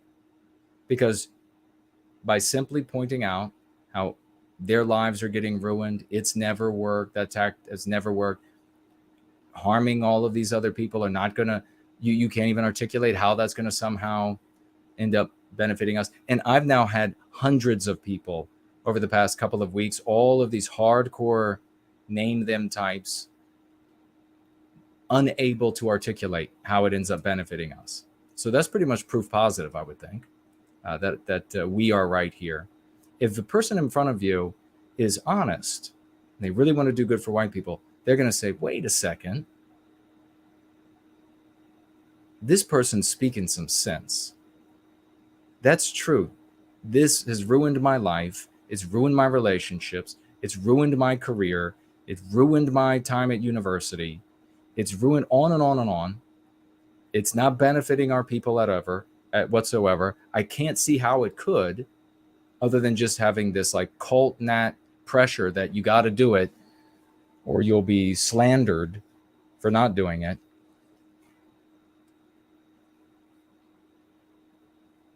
though that person will then investigate what we have here. And testimonials like this should be the kind of thing, for example, like if you're buying a car or you're going to hire for some service, you see the testimonials of the great success, you're going to go that direction. You're going to investigate honestly. You're going to say, I'm going to put down my preconceptions. I'm going to honestly investigate this. You don't see that, you just, like Slaughtz and I were saying, ban, block, move on to somebody who can hear. We don't have time for this. And I know it's like at a fever pitch, and with this yay thing, and ultimately caused this divorce, which is going to end up being really good for us, because there's no way we would be able to continue to help our brothers and sisters. It hurts my heart, in that part of the white sympathetic sphere. It hurts my heart to not be able to redeem, to know that so many of them are going to make decisions now that are going to just finish their lives. And they're going to end up with this sunk cost fallacy that even Mark said during our conversation. He said, I don't want to believe that I've done this all for nothing, suffered all that for nothing. Well, look up sunk cost fallacy. But that's the reality. It's severed. There's a divorce. We're going another direction. We'll be healthier because we'll be away from that. And we can lament, we can mourn for the brothers and sisters that are going to go down horrible paths, as I've seen so many times in the past. But it's their choices. They have agency. And we just have to plow forward and do the best we can for our people so that we can have more stories like this. Slaughtz with all his promotions at work. We can have more stories like this. Who wouldn't want that? I want like a whole neighborhood. Imagine just like, I don't know, maybe your thing is like country setting, wooded setting, suburbia setting, city setting. Probably suburbia setting is the easiest one to imagine. Imagine like a clean sparkling suburban street. And all of these white men standing at the ends of their driveways. They're going out to get their mail or whatever it is. And they are all successful, productive, intelligent, rearing families, white positive from top to bottom, influencing every environment and life they touch. Their children's lives, the lives of the Cub Scout troops or Boy Scout troops that they are involved in, the shooting clubs that they're involved in, the mud bogging clubs that they're involved in, the motorcycle clubs that they're involved in, the politics that they get into. And that is not something that is some sort of like has to happen at some point in the distance. We can see by these context shifting moments how quickly our world can be turned upside down from what it was the day before. We have to continue to build the strength. You can imagine if somebody can build a shrine, if a guy that never grew bigger than a 10-year-old boy can build a shrine in his house, candles and whatever else, strap-ons and whatever else, and pictures and etc., to a black nationalist rapper, and eventually get that rapper to pull him under wing, then it's easy to imagine that white people with millions, hundreds of thousands, tens of millions, centimillionaires can come forward and say, more people have to hear this. More people have to know about this. If they find out about this, they won't have to continue to give this obeisance to the anti-white narrative. We already see intelligent people, big content creators who are taking these things up just like I said would happen. And they're promulgating because of the work that we're doing here, because of so many, they're unsung, but trust me, we try to sing their voices and the plaudits for them as often as possible, who are just given their time to reach as many people as they can. It can change things much more rapidly than you think. It is ideas that animate the man and woman. Ideas are what control the world. And we can provide people with a moral imperative that trumps what the anti-whites have, which is what we do here. Those ideas will animate them to the benefit of Western kind and everyone inside Western countries. Full stop. That's exactly how it works against us. You're not going to wage war. You're not going to scream hatred about some group and tell everybody all their warts and convince them to harm the innocent members of their community and have any success. It's never been done. So you can find out the measure of a man and woman, in this case, who claim to be for white well-being or the good of white people by whether or not they're going to heed that sort of success versus the failure that they're coming from. Let me see what you all are saying, and we're going to get out of here, because you know what? It is after midnight. We gonna let it all hang out. It happened again. We got by midnight. All right. Didn't miss anybody on Entropy or Odyssey. Let's check Cash App, and we'll see what you all are saying in the live chat. It's a great show. Twitter tantrums. Those were some pretty significant tantrums. Okay, let's lower that. Looks like, all right, what is this? What is this that Kate sent? Archangel and I just had a victory on Twitter with a vile anti-white that told me being white was nothing. I kept calling her anti-white, and she eventually left the thread and blocked us both because she was losing the argument. She tried to tell me,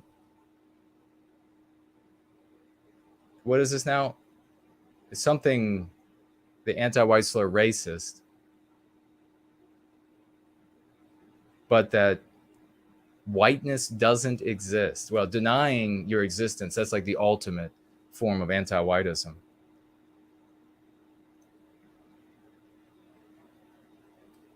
She calls herself God Miranda. Okay, on her account. Well, thinks she's a god.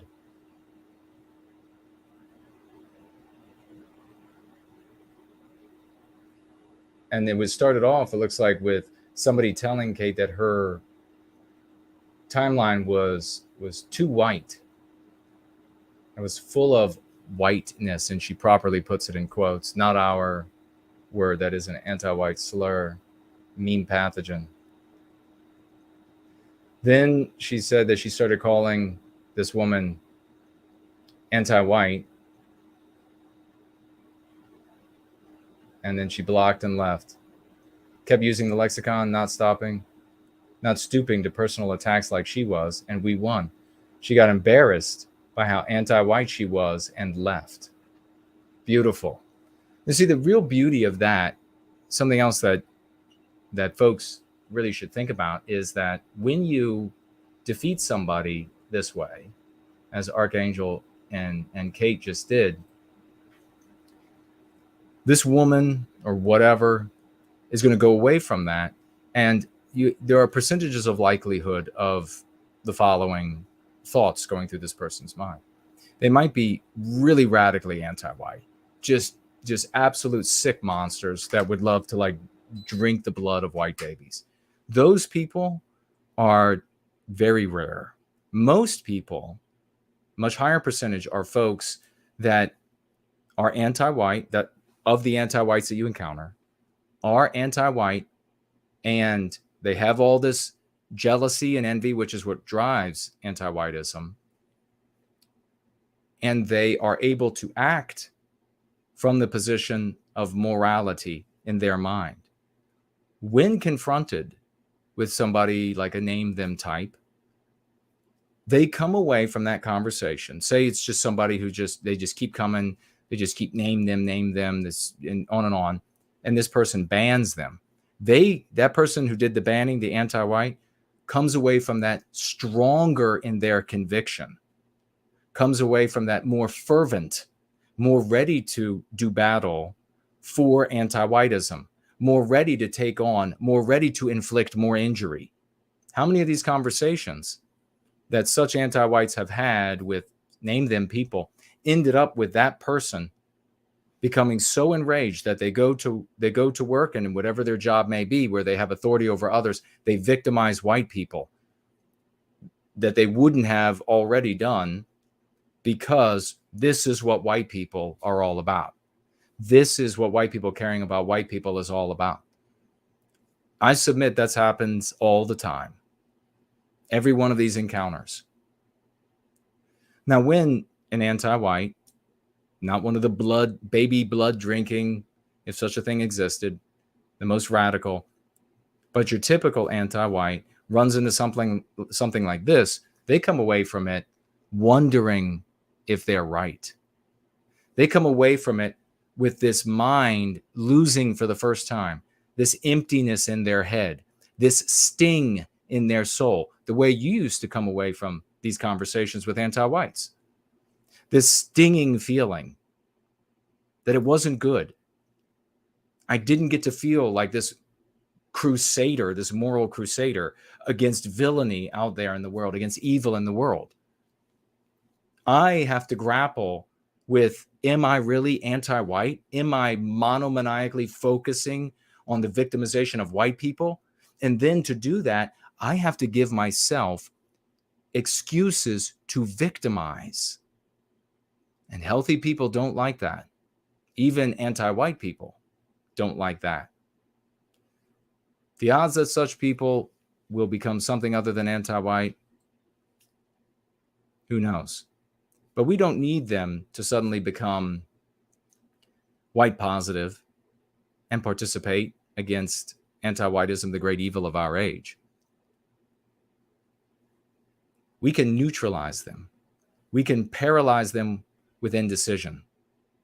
Reflect on the analogy I just gave, or the example of what could happen.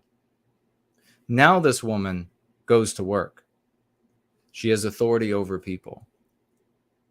Is she going to be ready to burn down the white people like she was if she had had the encounter with a name them person? Is she going to be as quick? Of course not.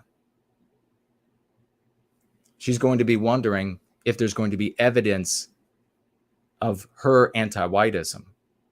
She's going to be wondering what kind of person she is if she takes out these sorts of unwarranted and injury-inflicting acts on white employees of hers. It's an enormous difference. Not everybody is going to be able to compute that. A lot of people will be able to understand it once they hear it. Some will be able to compute it and lay it out in their minds and say, holy God, absolutely. Percentage-wise, that's what's going to happen the vast majority of the time. As an understanding of human nature and how these sorts of things play a game of push and pull inside of a human psyche. Take a quick look at what you all are saying here. I see some people got troll slain.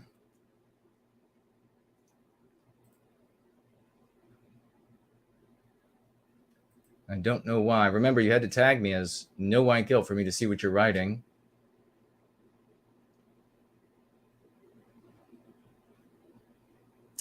Morb says, my tie shirt combos are spot on.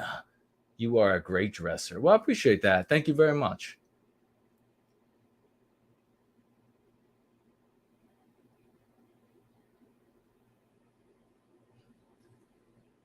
So they had a Archangel and Kate really had a run in with a real winner. Immediate, I can't win the argument with these people, and immediately blocking.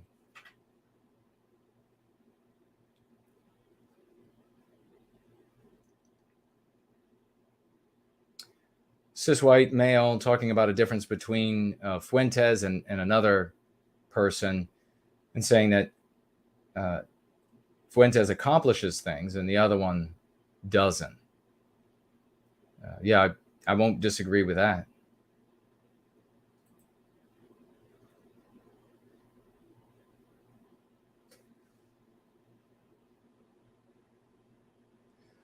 Somebody called Funky Monkey. So I guess they identify as a very foul smelling monkey.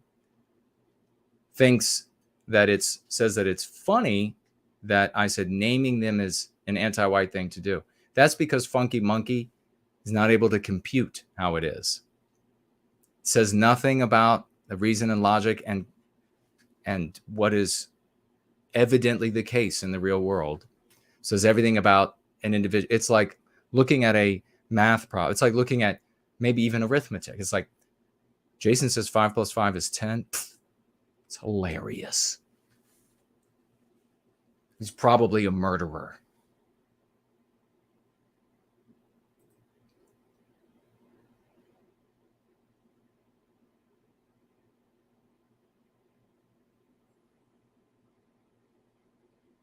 Yeah, I'm pretty sure that when you find those quality men of the West who can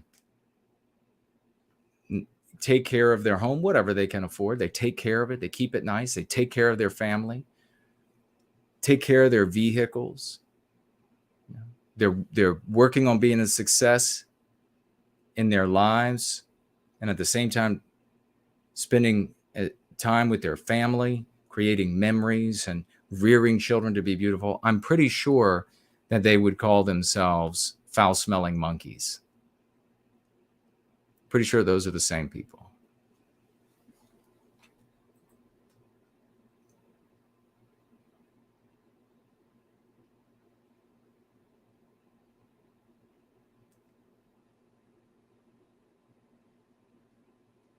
Machiavellia Sucks is here. Aric is here. Great to see you. Folks, I got my Christmas banner up. Start getting into the mood. Even if you're not a Christian, make sure you say nice and loud, Merry Christmas. And if they say, oh, Happy Holidays, say Merry Christmas again. They hate it. Victorian time traveler speculating that people threatened Mark's family. It's possible they threatened, they sent me threats of killing my family.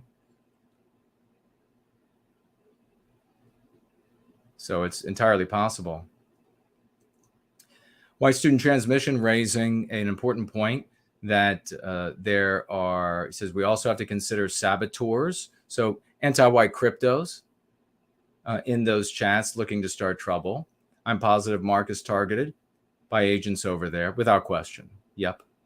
All the more reason why the genuine and good people in the white sympathetic sphere have to say no. You know, when everything was in person, of course, before the internet, another thing I just will point out that, yeah, we didn't win, even though it was IRL. That's all it was. Tons of IRL, tons and tons of it. I drove all over God's green earth. And guess what? All of these different groups that, they were like, no, we're not quite sure on that Go Free thing. Okay, well, what do you have? I drive. I speak about the different things. Still didn't win. How can it be? When people showed up that were either feds or narcs or anything that gave us signs of that, we gave them one opportunity or you're gone. If that was how it was handled on the internet, we'd have the same outcome. And we did throw people out. We said, nope, you're not allowed to come anymore. Something not right about you. You're either, we would say about the people, either they absolutely are a Fed or a provocateur, or they're just a crank that's just going to cause endless problems. So they're not welcome anymore. They wouldn't be allowed. If that's how the internet was handled, we'd have no problem. If Mark's chat was handled like we handled the chat here, there'd be no problem with him in that chat. Instead, there are hundreds and hundreds of spurious, defaming comments about me just in the last show by these great Aryan soldiers for the cloud hopping rise of the whatever. Such honorable people. You know what they would have done to you in that regime?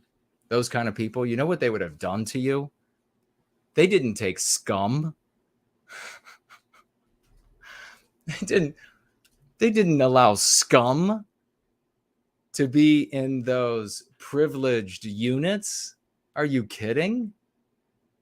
They would, with my physiognomy, you go ahead and look at those people.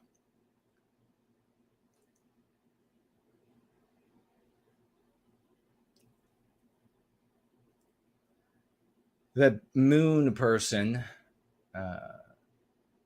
saying, let's not pretend your attacks did not include him. Of course they did not. Of course, because dum-dum, I was on that show talking about anti-white jaywalkers just the week or 2 weeks before. And then it was like 2 weeks before that when I had to specify for clarity the specific anti-white. So you just continue to demonstrate that you are intellectually dishonest.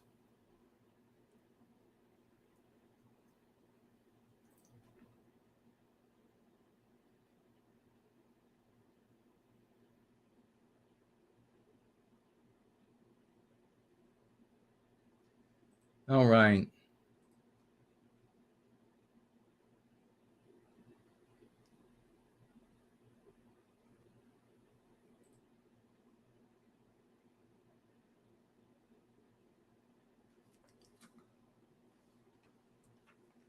Well, we see some endorsement for Fuentes. The metric that you're using is a metric of entertainment. There are a lot of people between the ages of 14 and 18 who are troubled sexually and who normally watch other people play games on the internet. And much larger numbers, by the way, 50,000, you can see 20,000 watching another person play a video game. I always thought that was. And he entertains them by saying things that they find are edgy. So he does make a lot of money for himself. That's true. And he does it on the backs of nameless and faceless followers. People aren't carried up and celebrated and become their own heroes like we do here. I produce heroes, not fans. That's not my purpose. If I wanted to produce fans, I'd start taking my clothes off and I'd have much larger numbers than Nick's little community. But he's very successful at that. He is a very successful self-promoter of the 14 to 18 year range group who would otherwise be watching people play video games. Now, what else is he doing? I don't know. He's just undermined President Trump. He should have gone nowhere near. He knew what his presence. That was extreme selfishness. It is unspeakable selfishness. If I had a reputation like he does and said the things that he said, and I wanted Donald Trump to win, I would not get within 100 miles of Donald Trump, because I know what it would do to him and his campaign. The only thing that could drive a person with that reputation to go and meet with someone that they ostensibly, and let's say that he genuinely likes Trump and genuinely wants Trump to win. Let's just give him that. The only thing that could drive him into that man's presence is an abject disregard for Donald Trump and Donald Trump's victory, and a total selfish appraisal of how much it's going to benefit him after that meeting. So what kind of person would you want to imbibe their material? The kind of person who's going to say to themselves, like I just did, that I wouldn't undermine the person I want to win because I would be looking out for them and the greater good? Or the kind of person who's going to say, I don't care about him, I don't care about the greater good of his victory. It's going to really serve me well to be seen, having sat with him, ate with him, talked with him, shook hands with him, whatever it is. That is the most repulsive thing that he's done. Of all the things that they claim, and I know that some of the claims are obviously not going to be true, this is unspeakably repulsive. It is the most immoral, selfish thing that he could have possibly done. You already look at these articles, and now he's going to come to you, I'm sure, and say, we hope that Donald Trump wins. Are you shitting me? Are you shitting me? No, you don't.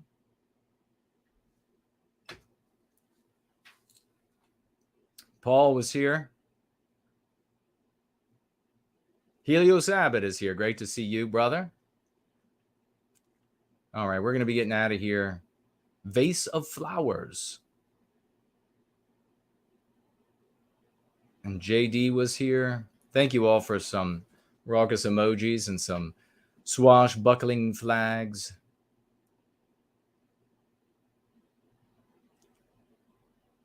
All right.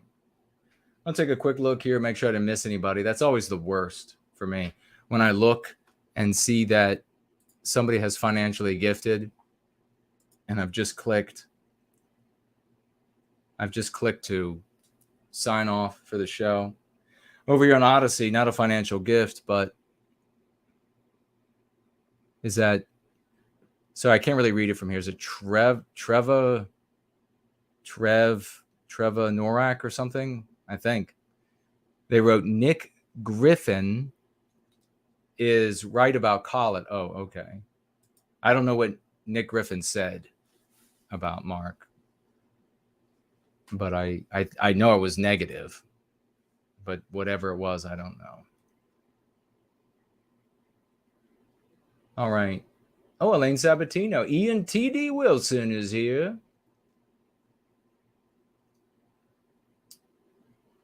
All right. Says, have you heard that in the UK, a city council is dropping the acronym BAME, Black, Asian, and Minority Ethnic, in favor of the term global minority to refer to non-whites? Are you kidding?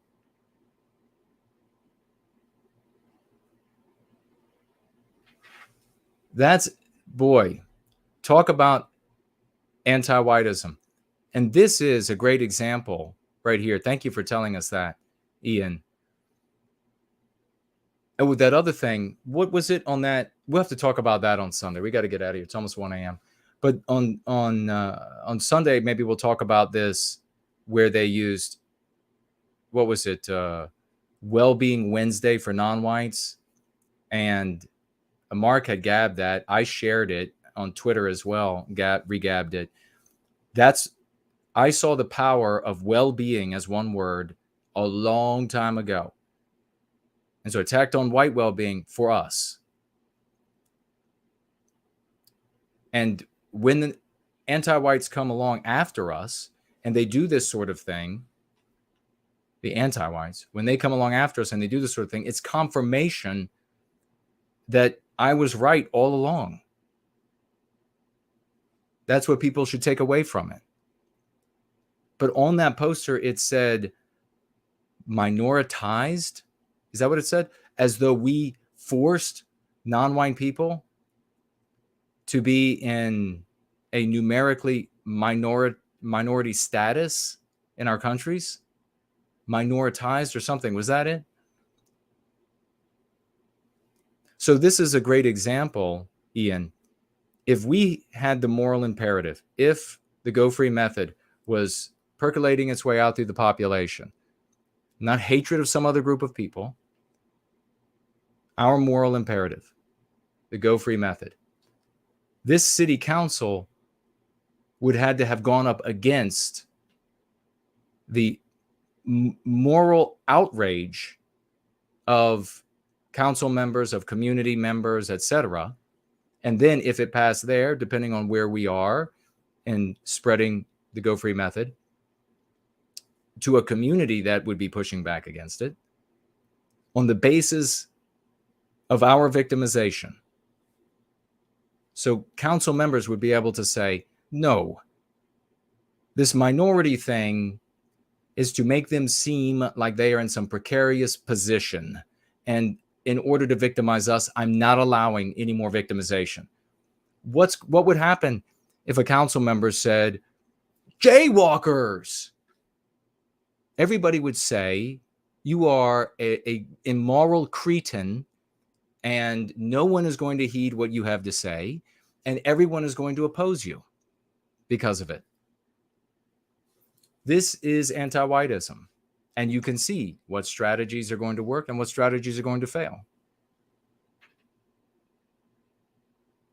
I had an argument on Twitter, writes Time Traveler, with a young man who was a believer in the Greek version of antique nationalism. I told him that even if somehow his party succeeded, Greece would be destroyed. Well, without question, yes. Oh boy, they would lay that thing. All of Greece would be. Well, they wouldn't even have to go to war. They would just economically crush it, and that'd be it.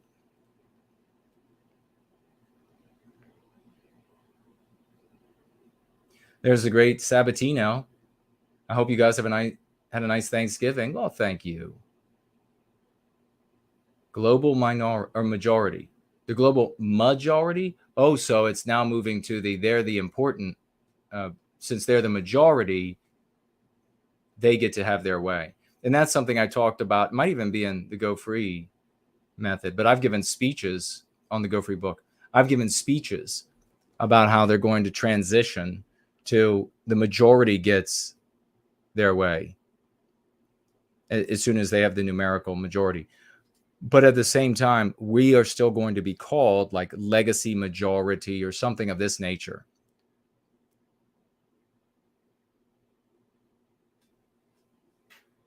And I could have misread it. I mean, the screen is totally blurry to me, but so I could have totally misread it. So no worries. Thank you for that, though. But yeah, that's interesting.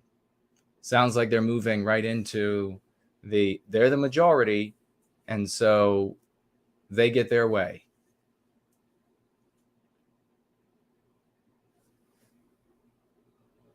Oh, that's what that is.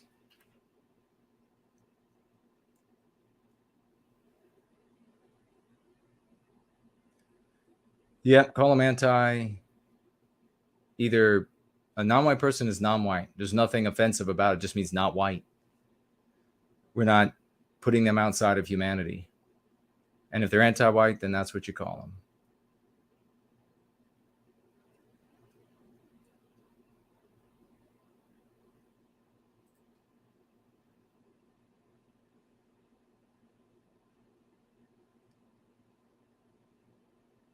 We had Kristen. We don't allow in this live chat conversations about things like, violence and civil war and that sort of thing. Pierce Taylor is here. Great to see you. Ash is here. We don't allow that kind of talk. So just so you know, for the future, and more importantly, as I've articulated many times, there can't be a civil war because there isn't an opposing pole. Now, unless you meant civil war connotatively some other way, like you don't mean like actual guns and tanks and jets and things of this nature.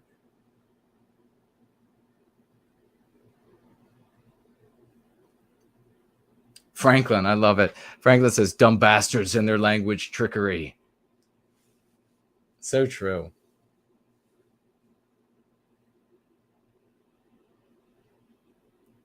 Yeah, Ian's correctly pointing out what I just said as soon as he corrected me about what he had actually written. That if they are the global majority, we're not even the majority in our own lands, our own countries.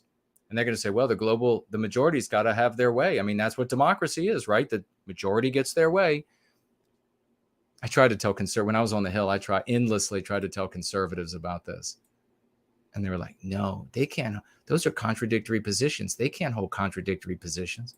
Oh, really? Okay. Wait and see. Back to the nursery room with you. All right, we're going to wrap it up, folks. I will be back on Sunday at 5 p.m. Eastern time. Make sure you're here. We're going to have a great show. We're going to talk about a lot of interesting things. And going to have a big panel on. I think it's going to be wonderful. A lot of great people. We'll be on. Maybe a few more to ask would be epic. And that's going to be a lot of fun. Had a lot of fun tonight with Kate. If you would like to see Twitter Tantrums with Kate, again, let us know in the thread. Let us know if you liked it. And any tips or criticisms or suggestions or whatever it might be, let us know so we can improve it and make it more interesting for everybody. And I think we're going to close with a short video telling the cult nats and the name them folks and all of those others and the anti-whites, that the open anti-whites that Kate and Archangel just defeated, we're going to leave them with a little message from one of our best musicians. Roll out.